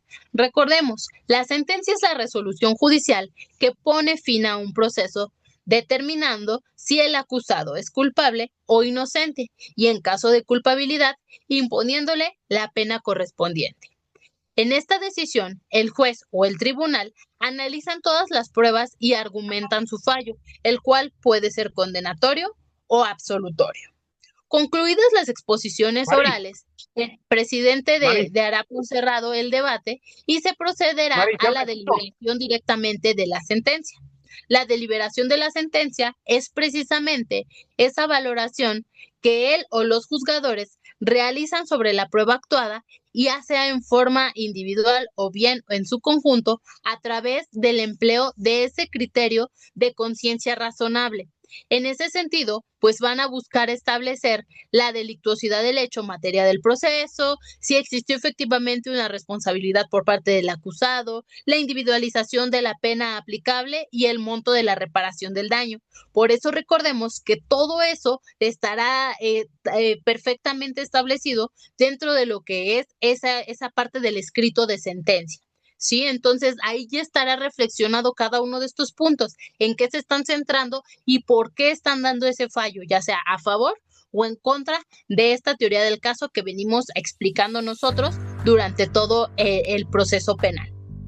Y pues con esto concluiríamos lo referente y lo relacionado a lo que es nuestro juicio oral.